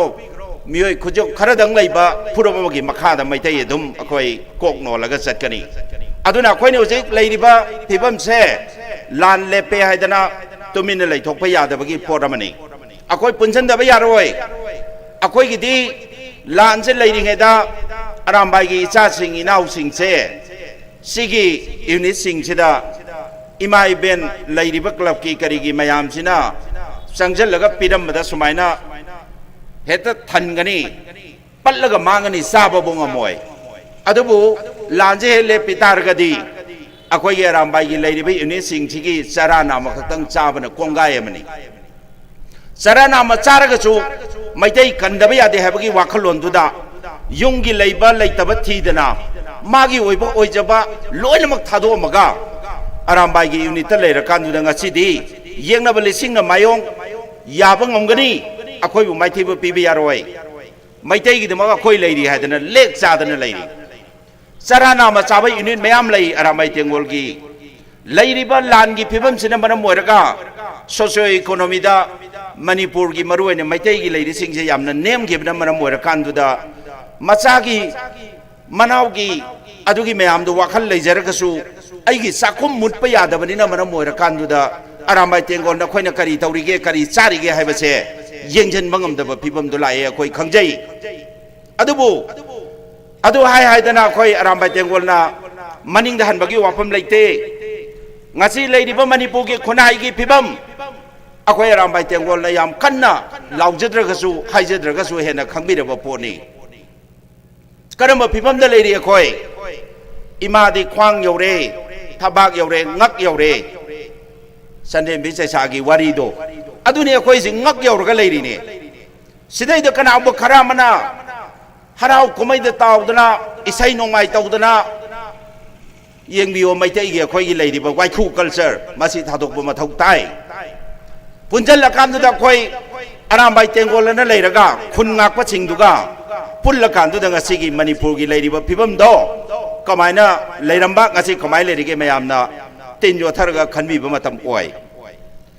चुचाम्बुगी ताइनबा जगादुदा अरामबाई तेंगोलगी उतु वातु पाइबा मियोय खरदुना मरम मोर कांदुदा लांजन मंगमगिदबदो करिगिनो नोमैना नते अपुनमगी पांगनदुना ngakpa ngamgibani madu mayamna khangbiramgani मखाताना यामना हाइजरोगे यामना हाइबे यागदबदु स्वाइदा कैमरा तौरगा मयाम लेबा वीडियो मयाम नंबसिना अरामबाइना वांगांग मसिदु यामना लुई अखोइना होजिक थबक तौरिसे मांगदसु तुंगदसु लोइनमक तेनगी तेन ngakतनी सिगी मरकता थबक तौजरिनी अदुबु मपुंग ओइना पंदबा यादबा खरा थमजबगी वानी आई इमा सिंह छात्र छात्री लेरिसिदैदा वाहै खरा थमजरमगे अरामबाई तेंगोलना हौदोरकिबसे चौराकपा मयाम अदुम खंगमिनसि ngasi अरामबाई तेंगोलसे करिनो ओइना विकिपीडिया दा थिरु कांदुदा सेरान तुरान इरकनी मैतै रेडिकल गायना हरकनी येंगनबा यामी अखोइ येंगनबना कोइसलगा लैबा अदुम फिबम नि होजिक अदुना मरम ओरगा अरामबाई तेंगोलसि फजना ngangnadaba अरामबाई तेंगोलना फजबा तौरबदुना सामगी मनुंदा 99 असोइबा मन मरम ओरगा मदुगी 99 से अखोइ कनागुम अमतना ngakpi bangamdabagi phibamamda मैतैना मैतै हाले होजिक अरामबाई तेंगोलना कनागी दमक्तनो मागी नुक्सिरबा ममा मची मनाव मयाम अमा थादोगा यूनिट लेरिदु करिगिनो कनागु मखरना हाय अरामबाई तेंगोल नखोई हुजिक करी मथौ तारिगे आई एग्जांपल म पिजगे अरामबाई तेंगोल करी मथौ तारी अदुंगाई अरामबाई तेंगोल की लेरिबा मयाम सिगी बॉक्सिंग की टूर्नामेंट में सिनबा मतम खुमल लंबाक्ता मयाम ताबिरंगनी मधुगी फाइनल नुमितनी कौट्रुक हाइरिबा जगह दुदा अदुंबा येंगनाबसिंगदुना लांजलागा मैतैगी जगह दुदा युम मै थागिबा लेरंबा गाड़ी मयाम मै थागिबदो मतमदुदा अरामबाई तेंगोल की अखोई लेरिबा पुनमक्सिना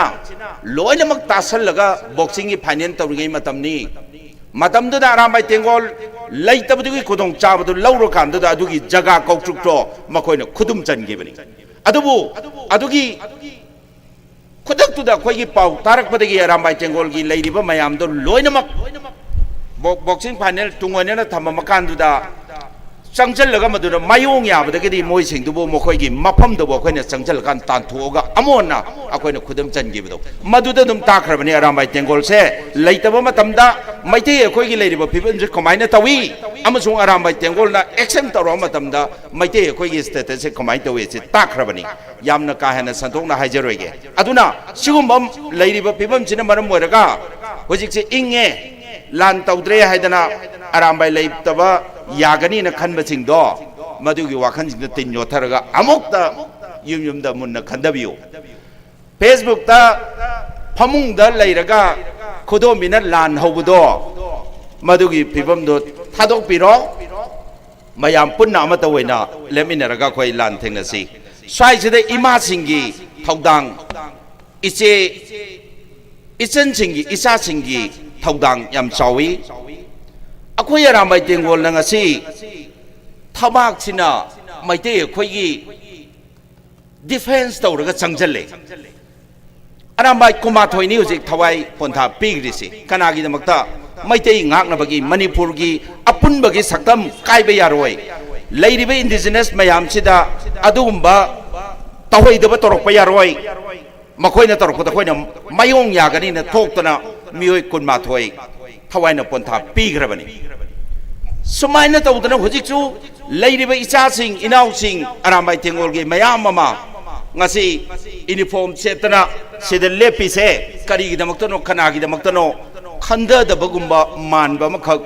akhoi arambai tengol su pharoktab nate somdana leiriba isa sing isa nupi sing noigi nabung sing noigi naupa sing nakhoi gidamakta अखोई की लेरिबा मैम से सोप यारोदना मथबाक से पुथोगा लानबमदुदा चंगगा नोंमै खामनरगा लेय नखोइना अतोप जातिदा मयुम पान पान पानदना मणिपुर की मनुंगदा नतना मणिपुर की मपानदा नतना इंडिया की मपानदा युम पाला पालगा लेगिबा फिबमदो करमबो वाखल्लो नोंगता खंदबियु इचासिंग इसेसिंग नखोई दमक्ता नखोई की नबुंग नौपासिंगना मथबाक से पुथोगा ngakna leiri aduga makoina hayang lan ngamena khallasi matamduda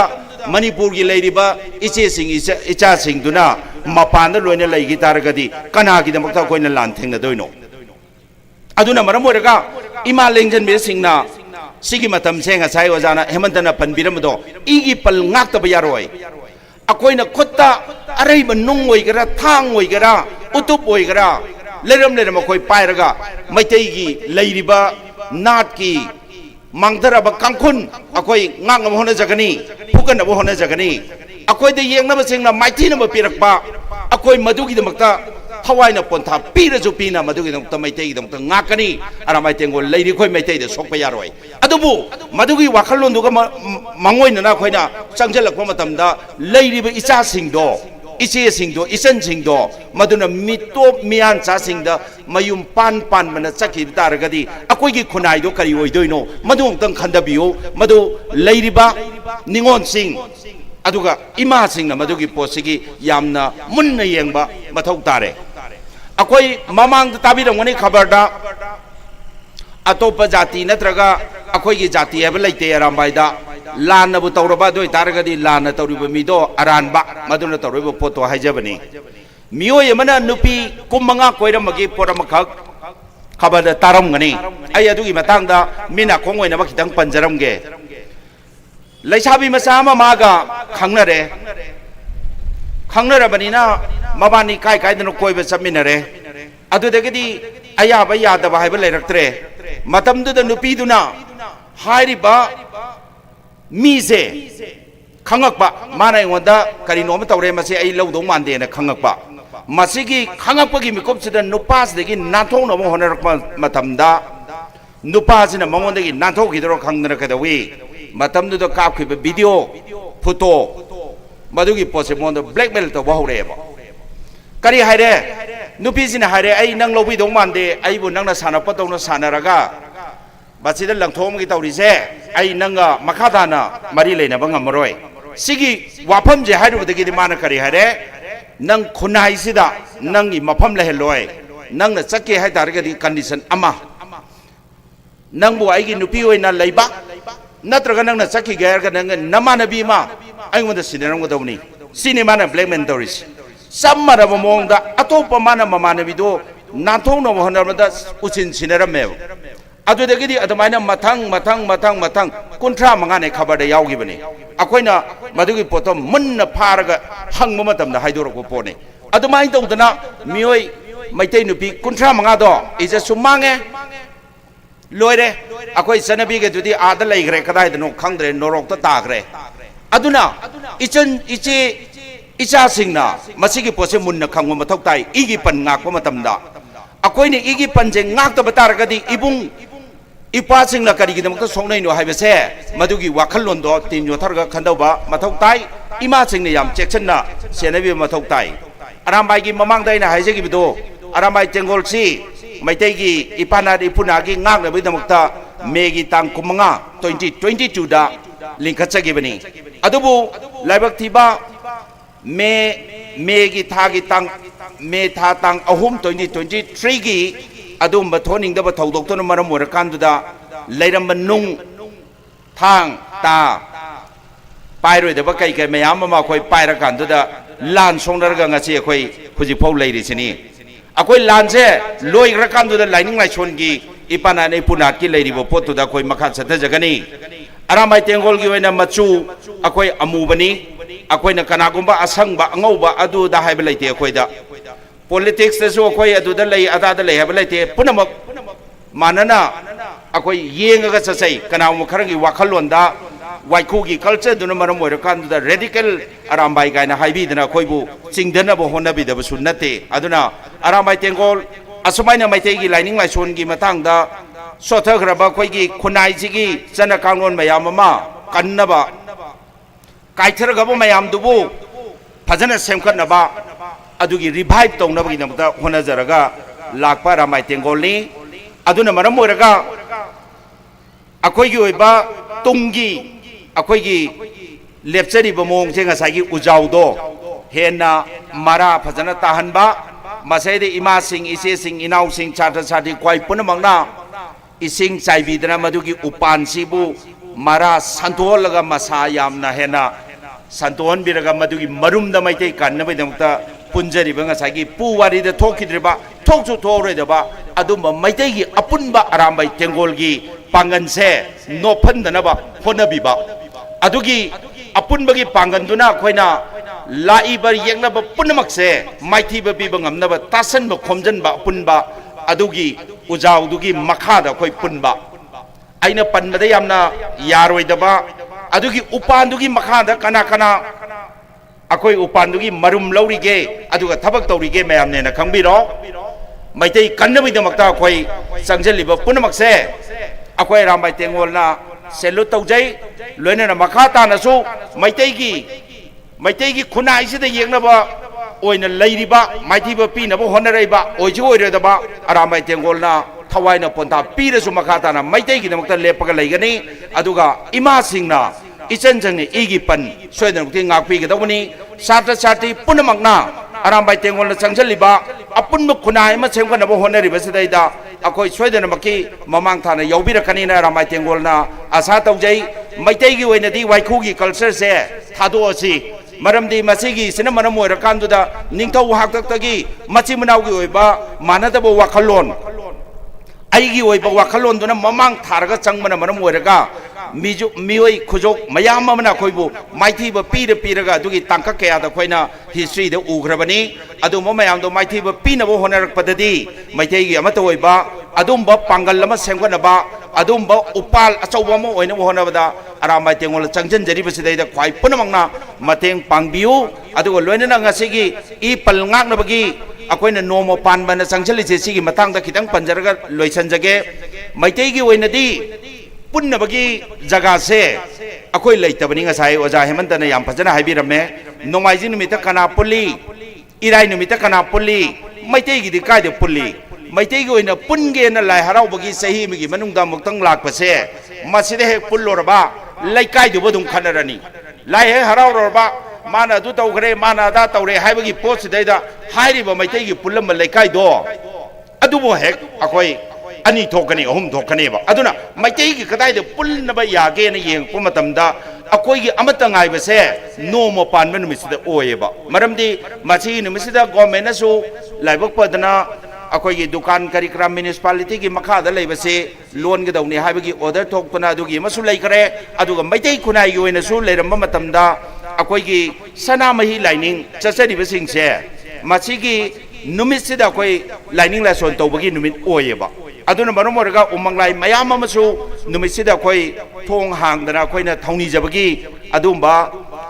मफम मतमदो ओइबा हाइतारे अदुना अरामाय तेंगोल मसिगी पोसिसु यामना कन्ना मफम फमदा चतना नोमो पानबसे अखोइगी अमता ngaइबा अपुनबा ओइबा नुमित अमा ओइनबा न होनजरकसे माइ पाकपदि हौरेना हाइजगे अदुना सिगी नोमो पानबगी अखोइना करिगी नुमितता करिगिदमक्ता सिदा तौरिनो हाइबसे याम कन्ना मरोइना सादा साजिने क्वेश्चन तौबने अदुना मयाम खंजनबियो नोमो पानबा हाइबा नुमिसिदैदा मैथैगी ओइबा लुहोंबा कोंगदोंबा अदगी चुराकरन गा हाइरिबसिबा मयामसे अमत तौरमोय तौबदबु सनामही लाइनिंगी ओइनदी हाइरिबा सनामहीगी असिगी नुमिसिदा लाई खोरमी अदुगी मतमदो लौरकामदुदा अखोइगी पुंजन्नबगी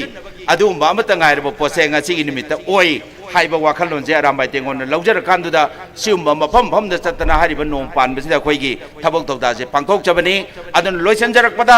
आइना मयामदा अमुकंगा थमजरमगे कक्चिंग हाइबा जगासे आइसे तसेंगना नुमि हुमनीदगी हक्चांग जुंगमदा लेबनी अदुबो आइ ngasiगी नुमिसिदा यावनिंग मनगिदरा लाक्चरिसे कक्चिंगुम्बा फयेंगुम्बा मोइरांग थांगा अंद्रो सेकमाई मणिपुर की मैतैगी ओइबा चन्न कांगलोनगी अखोइगी कांखुन मुत्तना फजन ngaga थमिसे मसिगी मनुंगसिदा कक्चिंग जोमने अदुना अरामाय तेंगोलगा यामना अखोइना सागोन नजरगा चचनिंगबा दुगुम्बा इपानाकी ओइबा चन्न कांगलोनगिदा ngasi बौदा चनरिबा सिंगी मनुंगदा कक्चिंगी जो अमो ओइबनिना आई नारसु नारायना उंतंग चचरगा सुमाइना मयाम मरक्ता तिनजगे खंजबगी लाक्चबनी यामना नुंगाइजै मसिगुम्बा चनबी ngaइबा सिगुम्बा अखोइगी मैतैगी जगा सिंगसे हेना पाक्थोक चौहनबा मथौ ताइ आइगी इमानबसिदा केनेडी अखोइ दिल्लीदा आई सात्रगी ओइना लुचिंगबो ओइजरिङै माना लुचिंगबो ओइना होनबदा अखोइना याम चाउना थौदांग लौरगा कक्चिंगी मगुनसे याम फजना मतमदुदा आई खंजग्रबनी कक्चिंग दे इचानबीसु ओंगी अदुबो अदुयामना चनबी मतंगदा खंगदे अदुबो आइना दिल्लीदा लेरिङेदा इताउ केनेडीना मसाट मणिपुर स्टूडेंट एसोसिएशन की प्रेसिडेंट होइना कोई मयाम चंगदना माबु थौपुनबा कोई होनजै मतमदुदा कक्चिंग जे करिनो कक्चिंग की लेरिबो मानब खुनायमा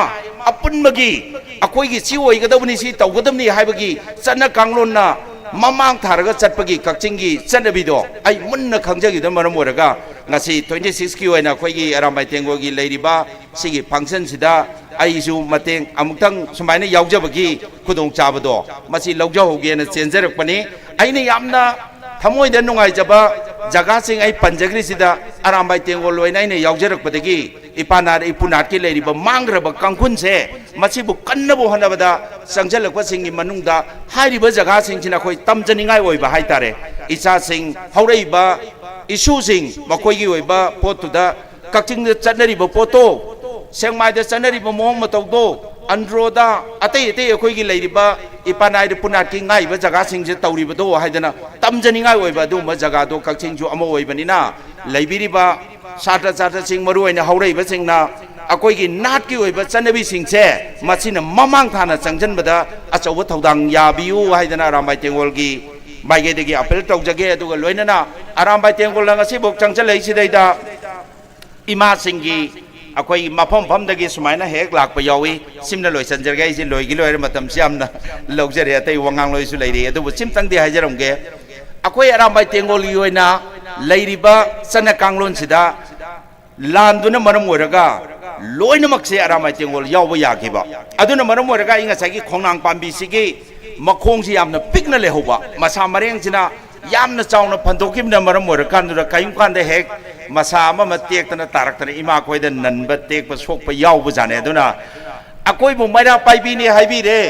मैरा पाइबि नोइ नवा लौदे नोइना ngang अकोइना तौबदा तु तौरकनो हाइरे गा हाइबो पोसे खरगा ताइ अरामबाई तेंगोलगी अदुबु आइनि इमा लैबिरे मैरा पाइबि सिंगदा कैनोमतंग थमजरमगे अरामबाई तेंगोलसि कनागिनो आइसिदा खुदम अमतंग हाइजगे आइगी सिदा लेंजन बिरिबे इमा सिना इसा हमबु इसा नुपासे लम हेंदना इना तिंगतना सैरबा कोपांगना खोनमना थारुदे मासे युमदगी थोखरेबा सावरगा मचिन थिरमे इमासिदा अदुबु अदुगी मचिन थिरमगा आइगा खनरगा चखरिबे इसा नुपादो मदुगी इसा नुपादो होरेन हलक्त्रे एदना लातेन नम पायरगा थोंगा नंगाय दोसि इमानेबा करिगिनो इसा होइबगी अदुइ तारगदी इमाना खोइना अरामबाई तेंगोलना कनाबु कौवी फिदोन चिंखलबी आइगी इशू होइगरा इचा होइगरा इचे होइगरा फिदोन चिंखलगा अरामबाई तेंगोल सुमाइना फंक्शन याउ तारगदी इमाना खोइना कौजै करिगी कौरिनो मागी मचादुबु ngसाइगी माना चैरोरगा फुरोरगा मंगोंदा साउदना खुममगा चखरिबा मचादो हलकपदो ngairaga leitरो ममादुना आइगी चादो हलक्तरेना अदुगी इमागा मचागा लेरिबो फोटो अरामबाई तेंगोलदा अखोई सोयदन के लेना बितंत इमाना कौजरिसे फिदोले चिंखलबी अदुन इमा चिंगदे हाजरम दोइसे अरामबाई तेंगोल से अदुंबा अखोईगी इरमदंबु थुगाइनबा मैतै फुरुपु मुथनबो होनरिबा कुकी जाति दुना लांदारकपा मतमसिदा मदुबु ngakthongnabo होनबगी वाखन सिदैदा नुंगदुंगुंबा थांगुंबा तागुंबा ngakta खल्लगा लेथोखरेबा अदुन मरम ओरगा काइंकांदा हाइरोइदबा हेक फरंग लाउबा हेक यारुकपसे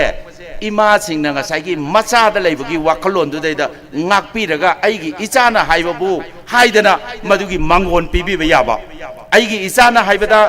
ममामतना मचाबु नोरोकुइ कोमदा लंगधरोएबा अदुना मरम ओरगा इमा सिंगना मदुगी पोतुदैदा आइगी इचा अरामबाईना आइगोंदा हाइदबा हाइरगसु इचा सिंगना लालगसु ngakpiraga nakoina manipurbu kangedoribani ima singbu kangedoribani nache nachanbu kangedorini khanbiraga makoidugi ngakpi haibagi imagi gundo madu macha sing arambai tengolda adugi yai pamangon nandabiraga mamang thana changjanba yana bidum ima sing namtang icha sing aranba toromba yauragasu ngakpiyo chumthokpiyo adugi damakta CMP na leijari se अखोई लेंजन बे बाबाना chip ओइना लेरगा आई साना commissioner ओइना Arambai तेंगोलगी मनुंगदा अरानबा तौरगसु अखोई वारक attempt तौई अदुबु press ता media दा थादोक्तबनिना इमा खोइदा दमाइना ngangame ga haraga Arambai ओइना कल्लगा लेरमगनी गाय खनबिगनो यामना फजना वारक attempt तौई अदुना सामगी मनुंगदा ngसाइगी फ्रंग लाउना लाखिबा मयाम छे असिगिसी फजना वारक attempt तौबगी मनुंगदो खोई CMP ने याम फजना संगजनजरी अदुना असोयंगाम यावरगसु Arambai तेंगोलगी unit commander दा हाइबियु लोइनना मदुदा वाखंदा नुंगाइतबा लेरगसु अरामबाई तेंगोल जने क्वार्टर कोरेंगेदा लेंबिरक्तना दा पाव हाइबिरागा अखोई इचा सिंगदु चुंथोकनबा कैगुमा सोयबे यावरमगसु अदमाइना होनमिनेसि अदु लोइनना मणिपुर की इतिहास दा पुवारीदा मुक्ता लेत्रिबा अपुनबगी सक्तम ओरिबा अरामबाई तेंगोल से मसक थोकनबा मयाम इमा सिंगना मरोयना थौदांग लौबियु अदुगा मसिगी अपुनबसिना मनम ओरकांदुदा मणिपुर की सिदा लेरिबा ngamkhaigi अपुनबगी सक्तम अदुगा मसिगी मनुंगदा लेरिबा इंडिजिनस ख्वाइ पुनमकसे मसिदैदा माइथिबा पीगे ना संजले पुनमकसे अखोई मायोंग यादगे इमा सिंगना मनिंगदा खोई याइ पमांगोल पिनबगी लेबियु अरामबाई तेंगोलना थबाकसे फुदोगा मैतैगी दमकता ममांग थाना संजलगा मणिपुर nga कोइ जगे स्वाइदा टेंजन जगे पुनबो खरमजरी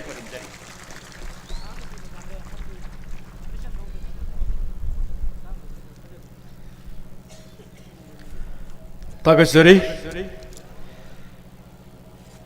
मिंगोइना पंजरे Manindro Mangang CMP Commissioner Rambai Tengol General Headquarter Yamna Marik Chumba Wafam Abzuki Matamda Punchin Dabaya the Bagi Tangai Fadaba Pibam Lak Pasida Punabagi Yamna Toba Wapam Kaya Tambiramba Sikitamuta hiding at him type of Pondokshiri Matang Sidi Marakta Nihijaba Matang Nasiki Tormasibu Yaubula Piriba Kalap Singi Secretary President Kadigumba Yobi Regadi if don't know what I gave Ojang Sidai Koi Kana Tamzari Resar Tamzari Mingsin Binamaning Zari Loinana Makachatarak Boina Nasiki Wangalu Singi Manung Channa Kaikum Nazariba Konjangbam Lemba Maite Unit 40 Palen Control Nombo Kono and Nixing Jerry Bopam Kradan Tabina with the Makta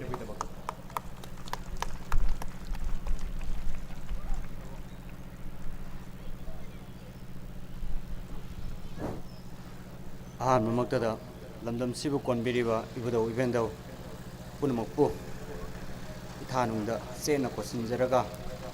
Punemjari Amadi Mangda Nixon Biriba Alaman Laiguru Aigi Manaba Arambaigi Yamba Itaktumba Kataba Punamoku Sinzerga Atin Bada Wafam Kardang Tams again. I coin a sea say no more pal have a say Mu Punamana the Kambira money. Tobudabu I coin my day a moina Hingakpada, Quite Maru say Carino have it. It's Hagi Tamoinum the Paul would never sung is. I might tell you in a poor gadi, I might tell you in a Sigani have a say. I quay a quick Tamoida must sung but I have. ꯑꯩꯈꯣꯏꯅ ꯑꯩꯒꯤ ꯄꯣꯛꯅꯐꯝ ꯂꯝꯗꯝꯒꯤ ꯃꯅꯤꯄꯨꯔꯒꯤ ꯂꯩꯖꯔꯤꯕ ꯄꯨꯋꯥꯔꯤꯁꯤꯒꯤ ꯑꯣꯏꯕ ꯂꯤꯛꯂꯝ ꯀꯥꯡꯂꯣꯟꯁꯤ ꯀꯥꯎꯊꯣꯛꯎꯕꯗꯨꯅ ꯉꯁꯤ ꯑꯩꯈꯣꯏꯅ ꯅꯣꯡꯃ ꯄꯥꯟꯕ ꯍꯥꯏꯅ ꯍꯥꯏꯕꯒꯤ ꯊꯧꯔꯝꯁꯤ ꯄꯥꯡꯊꯣꯛꯅꯔꯤꯕꯅꯤ ꯏꯪꯂꯤꯁꯇ ꯍꯥꯏꯔꯒꯅ ꯌꯥꯝ ꯁꯝꯕ ꯂꯣꯟꯗ ꯔꯤꯚꯥꯏꯚꯦꯂꯤꯖꯝ ꯅꯣꯡꯃ ꯄꯥꯟꯕꯁꯤ ꯑꯩꯈꯣꯏꯅ ꯄꯥꯡꯊꯣꯛꯏꯕꯁꯤ ꯑꯩꯈꯣꯏ ꯔꯤꯚꯥꯏꯚ ꯇꯧꯅꯉꯥꯏ ꯄꯣꯠꯇꯨꯅꯦꯕ ꯁꯤꯊꯔꯨꯔꯕ ꯃꯥꯡꯊꯔꯨꯔꯕ ꯄꯣꯠ ꯈꯨꯗꯤꯡꯃꯛꯇꯨ ꯃꯔꯨ ꯑꯃꯨꯛ ꯍꯨꯜꯂꯛꯅꯅꯕꯅꯦꯕ ꯑꯩꯈꯣꯏꯒꯤ ꯉꯁꯤꯒꯤ ꯅꯣꯡꯃ ꯄꯥꯟꯕꯁꯤ ꯃꯤꯌꯥꯝ ꯃꯄꯨꯡ ꯐꯥꯔꯦꯅ ꯂꯧꯕꯤꯕ꯭ꯔꯥ ꯏꯃꯥꯁꯤꯡ ꯑꯝꯇꯪ ꯈꯨꯝꯕꯤꯌꯣ ꯑꯩꯈꯣꯏꯁꯤ ꯃꯄꯨꯡ ꯐꯥꯔꯦꯅ ꯂꯧꯕ꯭ꯔꯥ ꯅꯠꯇ꯭ꯔꯒꯅ ꯐꯥꯗ꯭ꯔꯦꯅ ꯂꯧꯕ꯭ꯔꯥ ꯉꯁꯤꯒꯤ ꯇꯤꯜꯂꯤꯕ ꯑꯩꯈꯣꯏꯒꯤ ꯅꯣꯡꯃ ꯄꯥꯟꯕꯁꯦ ꯃꯄꯨꯡ ꯐꯥꯕ ꯑꯣꯏꯗ꯭ꯔꯤ ꯃꯔꯝꯗꯤ ꯑꯩꯈꯣꯏꯒꯤ ꯈꯨꯟꯅꯥꯏꯁꯤꯗ ꯂꯥꯏꯔꯤꯛ ꯍꯩꯕꯁꯨ ꯍꯩꯇꯕꯁꯨ ꯁꯤꯟꯃꯤꯁꯨ ꯗꯣꯛꯇꯔꯁꯨ ꯏꯟꯖꯤꯅꯤꯌꯔꯁꯨ ꯍꯥꯏꯔꯤꯕ ꯑꯩꯈꯣꯏꯒꯤ ꯃꯩꯇꯩꯒꯤ ꯑꯣꯏꯕ ꯄꯨꯔꯨꯞꯇ ꯂꯩꯃꯤꯟꯅꯔꯤꯕ ꯏꯆꯤꯟꯅꯥꯎ ꯃꯌꯥꯝꯁꯦ ꯑꯃꯠꯇ ꯑꯣꯏꯕ ꯐꯥꯟ ꯄꯔꯦꯡꯗ ꯀꯔꯝꯕ ꯃꯇꯝꯗ ꯐꯝꯃꯤꯟꯅꯕ ꯌꯥꯎꯈ꯭ꯔꯒꯦꯕ ꯃꯗꯨꯒꯤ ꯐꯥꯟ ꯄꯔꯦꯡꯗꯨ ꯐꯝꯃꯤꯟꯅꯕ ꯌꯥꯅꯕꯒꯤꯗꯃꯛꯇꯅꯦꯕ ꯉꯁꯤ ꯑꯩꯈꯣꯏꯅ ꯅꯣꯡꯃ ꯄꯥꯟꯕꯒꯤ ꯇꯥꯟꯖꯥꯁꯦ ꯂꯧꯖꯔꯤꯕꯁꯦ ꯑꯈꯪ ꯑꯍꯩꯕꯁꯨ ꯄꯨꯂꯞ ꯑꯣꯏꯅ ꯊꯣꯛꯃꯤꯟꯅꯔꯛꯄ ꯊꯣꯛꯃꯤꯟꯅꯔꯛꯑꯒ ꯀꯔꯤꯅ ꯐꯒꯅꯤ ꯀꯔꯤꯅ ꯑꯩꯈꯣꯏꯒꯤ ꯃꯩꯇꯩ ꯐꯨꯔꯨꯞꯁꯤ ꯀꯟꯒꯅꯤ ꯍꯥꯏꯕꯗꯨꯒꯤ ꯂꯤꯛꯂꯝꯗꯨꯅꯦꯕ ꯑꯩꯈꯣꯏꯅ ꯄꯥꯝꯖꯔꯤꯕ ꯄꯥꯟꯗꯝꯁꯤꯗꯤ Sina Amo Oigraga Ngasi ꯑꯩꯈꯣꯏꯒꯤ ꯃꯥꯡꯗ ꯂꯩꯕꯤꯔꯤꯕ ꯄꯥꯈꯪ ꯐꯥꯟ ꯇꯨꯡꯗ ꯂꯩꯕꯤꯔꯤꯁꯤꯅ ꯂꯩꯁꯥ ꯐꯥꯟ ꯁꯤꯒꯤ ꯋꯥꯍꯟꯊꯣꯛꯁꯤꯁꯨ ꯑꯩꯈꯣꯏ ꯀꯥꯎꯈ꯭ꯔꯕ ꯉꯥꯛꯇꯅꯦꯕ ꯄꯥꯈꯪ ꯐꯥꯟ ꯂꯩꯁꯥ ꯐꯥꯟ ꯀꯥꯎꯈ꯭ꯔꯦ ꯁꯤꯒꯤ ꯄꯣꯠꯁꯤꯡꯁꯦ ꯍꯤꯡꯒꯠꯄ ꯃꯊꯧ ꯑꯃ ꯆꯪꯉꯦꯕ ꯄꯥꯈꯪ ꯐꯥꯟ ꯂꯩꯁꯥ ꯐꯥꯟ ꯂꯩꯔꯛꯄ ꯃꯇꯝꯗꯗ ꯉꯁꯤ ꯑꯩꯈꯣꯏꯒꯤ ꯃꯊꯛꯇ ꯊꯥꯕꯤꯔꯤꯕ ꯏꯒꯤ ꯄꯜ ꯍꯥꯏꯔꯤꯁꯦ ꯌꯥꯝ ꯂꯥꯏꯅ ꯉꯥꯛꯄ ꯉꯝꯃꯛꯀꯅꯤ ꯄꯥꯈꯪ ꯐꯥꯟ ꯂꯩꯁꯥ ꯐꯥꯟꯁꯦ ꯉꯁꯤꯃꯛ ꯑꯩꯈꯣꯏꯅ ꯎꯕ ꯐꯪꯒꯗꯕ ꯂꯝ ꯈꯔ ꯂꯩꯔꯤꯕ ꯌꯥꯝ ꯂꯥꯏꯅ ꯍꯥꯏꯔꯕꯗ ꯑꯟꯗ꯭ꯔꯣꯁꯨ ꯍꯥꯏ ꯍꯟꯗ꯭ꯔꯣꯁꯨ ꯍꯥꯏ ꯃꯁꯤꯒꯤ ꯂꯝꯁꯤꯗ ꯄꯥꯈꯪ ꯐꯥꯟ ꯂꯩꯁꯥ ꯐꯥꯟꯁꯤ ꯂꯩꯔꯤ ꯑꯗꯨꯅ ꯑꯩꯈꯣꯏ ꯄꯥꯈꯪ ꯐꯥꯟ ꯂꯩꯁꯥ ꯐꯥꯟꯁꯦ ꯁꯤꯒꯤ ꯑꯣꯏꯕ ꯅꯨꯡꯒꯤ ꯋꯥꯍꯟꯊꯣꯛꯁꯦ ꯅꯨꯄꯥ ꯑꯩꯈꯣꯏꯗꯒꯤꯗꯤ ꯃꯃꯥ ꯑꯣꯏꯕꯤ ꯀꯌꯥꯅ ꯍꯦꯟꯅ ꯃꯁꯛ ꯍꯦꯟꯅ ꯈꯪꯐꯝ ꯊꯣꯛꯑꯦꯕ ꯑꯗꯨꯅ ꯏꯃꯥꯁꯤꯡꯗ ꯀꯣꯏꯁꯟ ꯑꯝꯇꯪꯒ ꯍꯪꯖꯒꯦꯕ ꯅꯆꯥ ꯏꯆꯥꯁꯤꯅ ꯌꯨꯝꯗꯒꯤ ꯃꯄꯥꯟ ꯊꯣꯛꯑꯝꯗꯥꯏꯗꯤ ꯃꯅꯝꯗꯤ ꯅꯝꯕꯤꯔꯝꯒꯅꯤ ꯅꯝꯕꯤꯀꯣ ꯏꯃꯥ ꯍꯜꯂꯛꯄꯗꯗꯤ ꯃꯅꯝ ꯅꯝꯕ꯭ꯔꯕ ꯐꯝꯃꯤꯟꯅꯔꯤꯕ ꯃꯈꯩꯁꯦ ꯀꯅꯥꯝꯇ ꯅꯝꯃꯝꯃꯣꯏ ꯃꯁꯤꯅ ꯇꯥꯛꯄꯗꯤ ꯑꯩꯒꯤ ꯏꯆꯥꯁꯦ ꯇꯪꯈꯥꯏꯗꯤ ꯆꯨꯝꯂꯦꯕ ꯁꯦꯟꯅꯕꯁꯦ ꯇꯪꯈꯥꯏ ꯂꯥꯜꯂꯤꯕ ꯃꯁꯤꯅ ꯃꯔꯝ ꯑꯣꯏꯔꯒ ꯏꯃꯥꯖꯥ ꯌꯥꯝ ꯆꯦꯛꯁꯤꯟꯕ ꯃꯇꯝ ꯌꯧꯔꯦ ꯏꯒꯤ ꯄꯜ ꯉꯥꯛꯁꯦ ꯍꯥꯏꯔꯒꯗꯤ ꯁꯨꯝꯕ ꯃꯌꯥꯝꯁꯤ ꯈꯔ ꯑꯩꯈꯣꯏ ꯅꯩꯅꯕ ꯃꯇꯝ ꯌꯧꯔꯦꯕ aduna ngasi dagi hongna isa sina mapan thokpa matamda akhoi khutchi ka manam nam bise satna bise masi yumda hanjal pa matam ju tawbiyo ba ai gi sa du kana ga samin ri kai dawri ha base madu matam da loin khangani bi imasi masina ama mu thamamaga ai yam tena thamjage mathang akhoi wasak pasu leiram ga do male masi ma leire ai khoi se ngasai pabung hoina thambiramba waiku culture hai waiku ji makhong yam pale ba mathanda ga sala kan kam chakini ba waiku ji sam chani ji bucket aso ma dolong haijan je ba bucket sula lan ka ba ngamoy adugi mahta di pikrai ba jiba kaksing go khoi oise ba imagine akhoi gi praja pun makse kaksing oise ba ai gi saw gar ba haksang se kaksing duna de ai di thanga chakhini ba hayeng waiku de ne kaidong na thang bi roi ba aduna akhoi kaksing oise akhoi punamak lingjen manaba phan pareng amada phaminar kanda sota horaba mangtha horaba akhoi khunai se amuktang di mayol chonghan be yani natrabadi ngasai akhoi ojajing amade akhoi pabungjing habiram bo haido sahi 35 faro haije si chummaba iraga leiraba pot ka cha manaraba pot ne base aduna akhoi gi haurakliba satra mahiroi oiriba singda khangada se lairik tammi bani do haina laik ta pangtam tam bana taba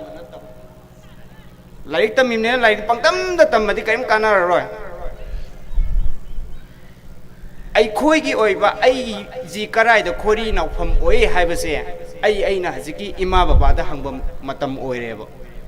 ai na ai gi ifuru ki maram da naina hogdana mina laaga ai gi ifuru ki maram da naina biroeba aduna aigi ima baba aigi yek salai lejeriba aigi proof se ima haji phaminir mayam sida sengna haiba matamda ikaidana haibata aigi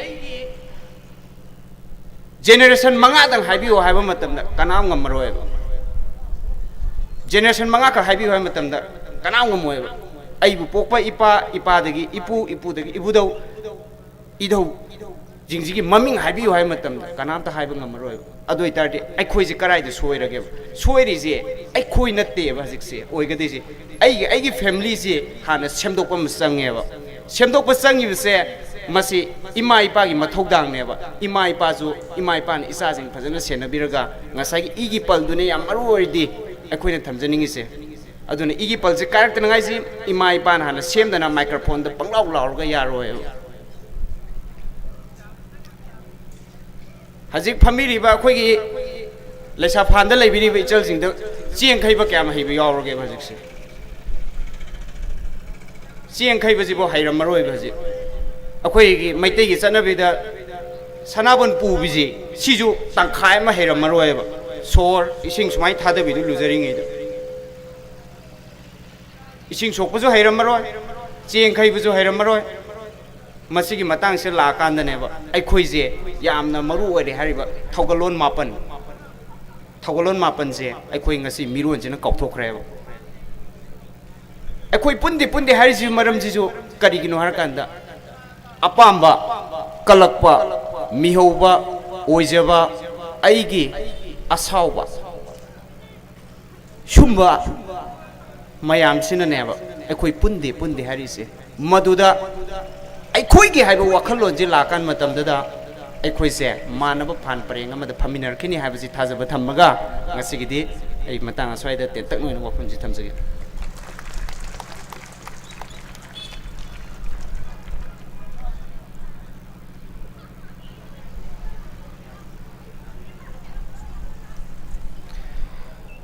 Tagasari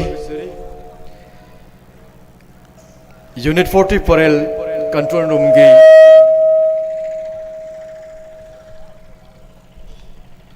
Konjangbam Lemba Maiti Yamna Marik Chumbab Wapam Mayama Thambiramba Sigidamakta Haingaletina Sarpa Pongdokcheri Matangda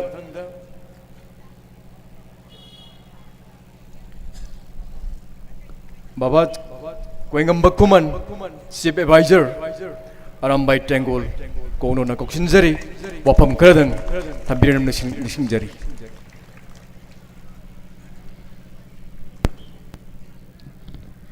loi wanarmani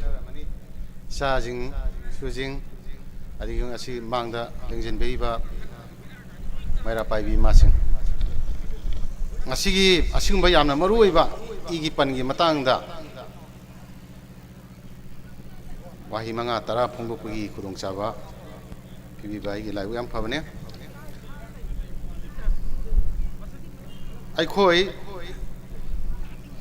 ngasigi nahasingda maruina question se hangjage khumbi haiba nate aikhoi ireiba kanba yauge haibra natraga ireiba muthatba yauge haibra masi sa ningon singda maruin hangjage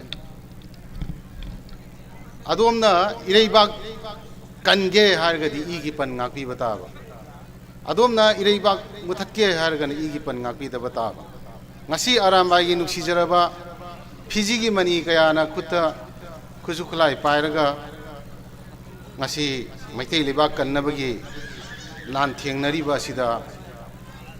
asigi lan thengnaba se masi aikhoi gi isa ningon singna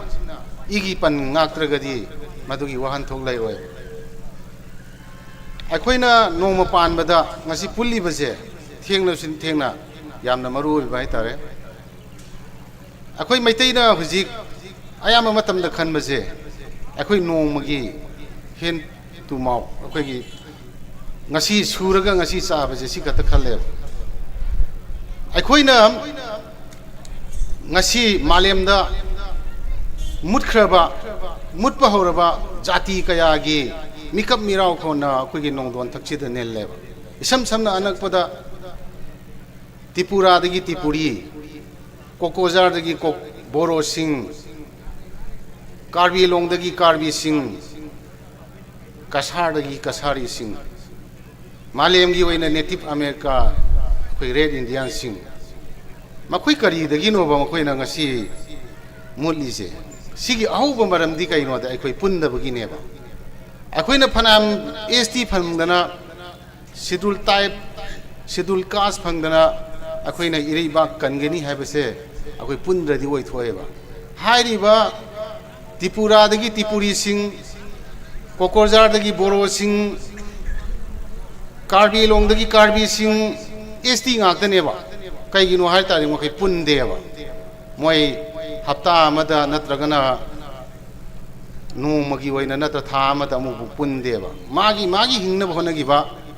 IS officer ni IPS officer ni aidi doctor ni aini engineer ni pamuk mu saneba mang inner gadi sum kaungna ba kanai masano yam chawo officer madi oire yam ina khunbo oire na makoi achau bosing tu pamuk mungna bhai tare adubu handaki akhoi arambai sida akhoi punmada masigi khudong sa basi koi khangjei samna matamada ngasigi cookie singai tare akhoi dagi khungau purit amanba samanda yanbi apote oya khara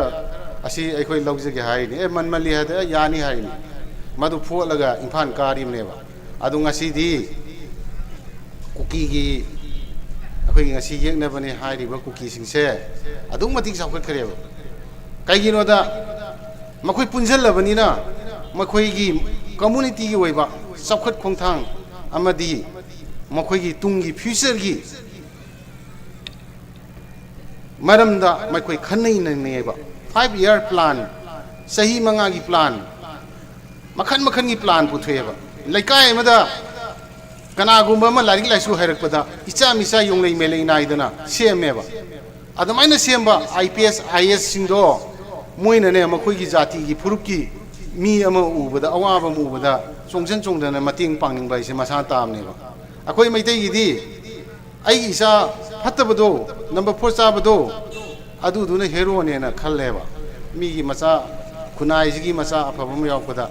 mahak to phai hana akhoi ni singkhatna bo hana dieba mating pangna bo hana dieba chingdana bo haneba aduna man haying chawra kanda ne akhoi gi khunai gi thabak tawrak tieba aduna ngasi akhoi gi arambai da akhoi na punjarak phajida yamna matik chara ba mi hoi kya yauri aduna maram oiraga akhoi arambai na amukta tawdriba mongda akhoi development kaya mangda lakwa hoeba masi akhoi खुजु खुलाई पाइबा अखोइना गसी लाल हौरी सिदी लान हौबा नते मसीदी ngasai अखोइ editor वजा हेमंत न पनबिरम मदुनेबा तंगाई फदना पाइददा यादना पाइखिबनेबा नोम लाल लोइ मतम अखोइ नोम is am पिथोकनी अखोइ इना lining अखोइ की चना लोनचत मांगकपना अखोइ ngasidi nungsublonggi wakhanda lakhre nungsublonggi thabakna thak wangbane na khalleba ngasi matam amada mother day father day lairam de maiteida kaigino haitaragadi mother day haido father day haido akhoi nungti gi tawraga lay aina thaba ma chalam daida aigi ipada aigi imada aigi ineda aigi indonda khoiramaga chatpa maitei neba aduna mother day darka oide father day darka oide ba ngasi di father day mother day ka yam lembai mong laksaleba kaino da atopal lamda di masaji he polakpaga ka amada tungana thamne matai manauna tungana ka amada tummeba adagi khar saure sai traimpan surakpadi mama thoko channa gareba akoina ngasi ningon chakauba to ise sumaina akoi gi muina mama mapa amu ningjingnaba sahi mada amu mother day father day tawjebai waneba adu yam phajaningai waide wai migi culture ne ai hullaga ngangba te ngasi akhoi maitai ji saudaba lalamana akhoi matam khoina yengnabagi langda thulerame akhoi gi isa piba phiji mani wariba isa haibasi phiji mani natrane aina ngasi aigi yumda car ama leiba kana gumamana lang mari piba car do lang manga pige de yongineba aigi isa ngasi number 4 sai haiba lairaba tolaba aigi isa number 4 sa bado kana gumamna nangi nasa siaing di sidro bado heart lungs kidney do yon thoge nang nasa do ai lupal karor pige de yagadra adu hairba mi do thangsa gani lairabi mama dagi mapa dagi aduna ni phiji mani asi isa su dagi henba mani leite ngasi akoina sahi humpu helaba akoina ngasi kari gino ba ngasi akoina microphone pai na haibo heite boy ngasi akoina lanthing nari ba amadi microphone pai ji maram ji kaino da hayingi damak ten ani sam samna ngasi gi na hasing yakairo maitei khunagi malem se noma na khoi gi oina bane ba aduna nupi haibasi yamna maru wai aduna ne masi yamaru oibanani Napoleon the Great haiba khoi ki prithibi gi ning thore ne hainai ba adugumba Napoleon France macha duna ning thore duna sum narame malem nausum hairiba tholabi ima gi khutu da malem si layena ko aduna ngasi mangda laiba kini haina pangnaju pangna ngasi thopu ngamjai je aigi solabi aigi panglabi ima adugi thaujal ne ba aduna adubu akhoi maitai ningol kharadi lindagi hena jati be leireba masi haina waru be yade maram di kaino da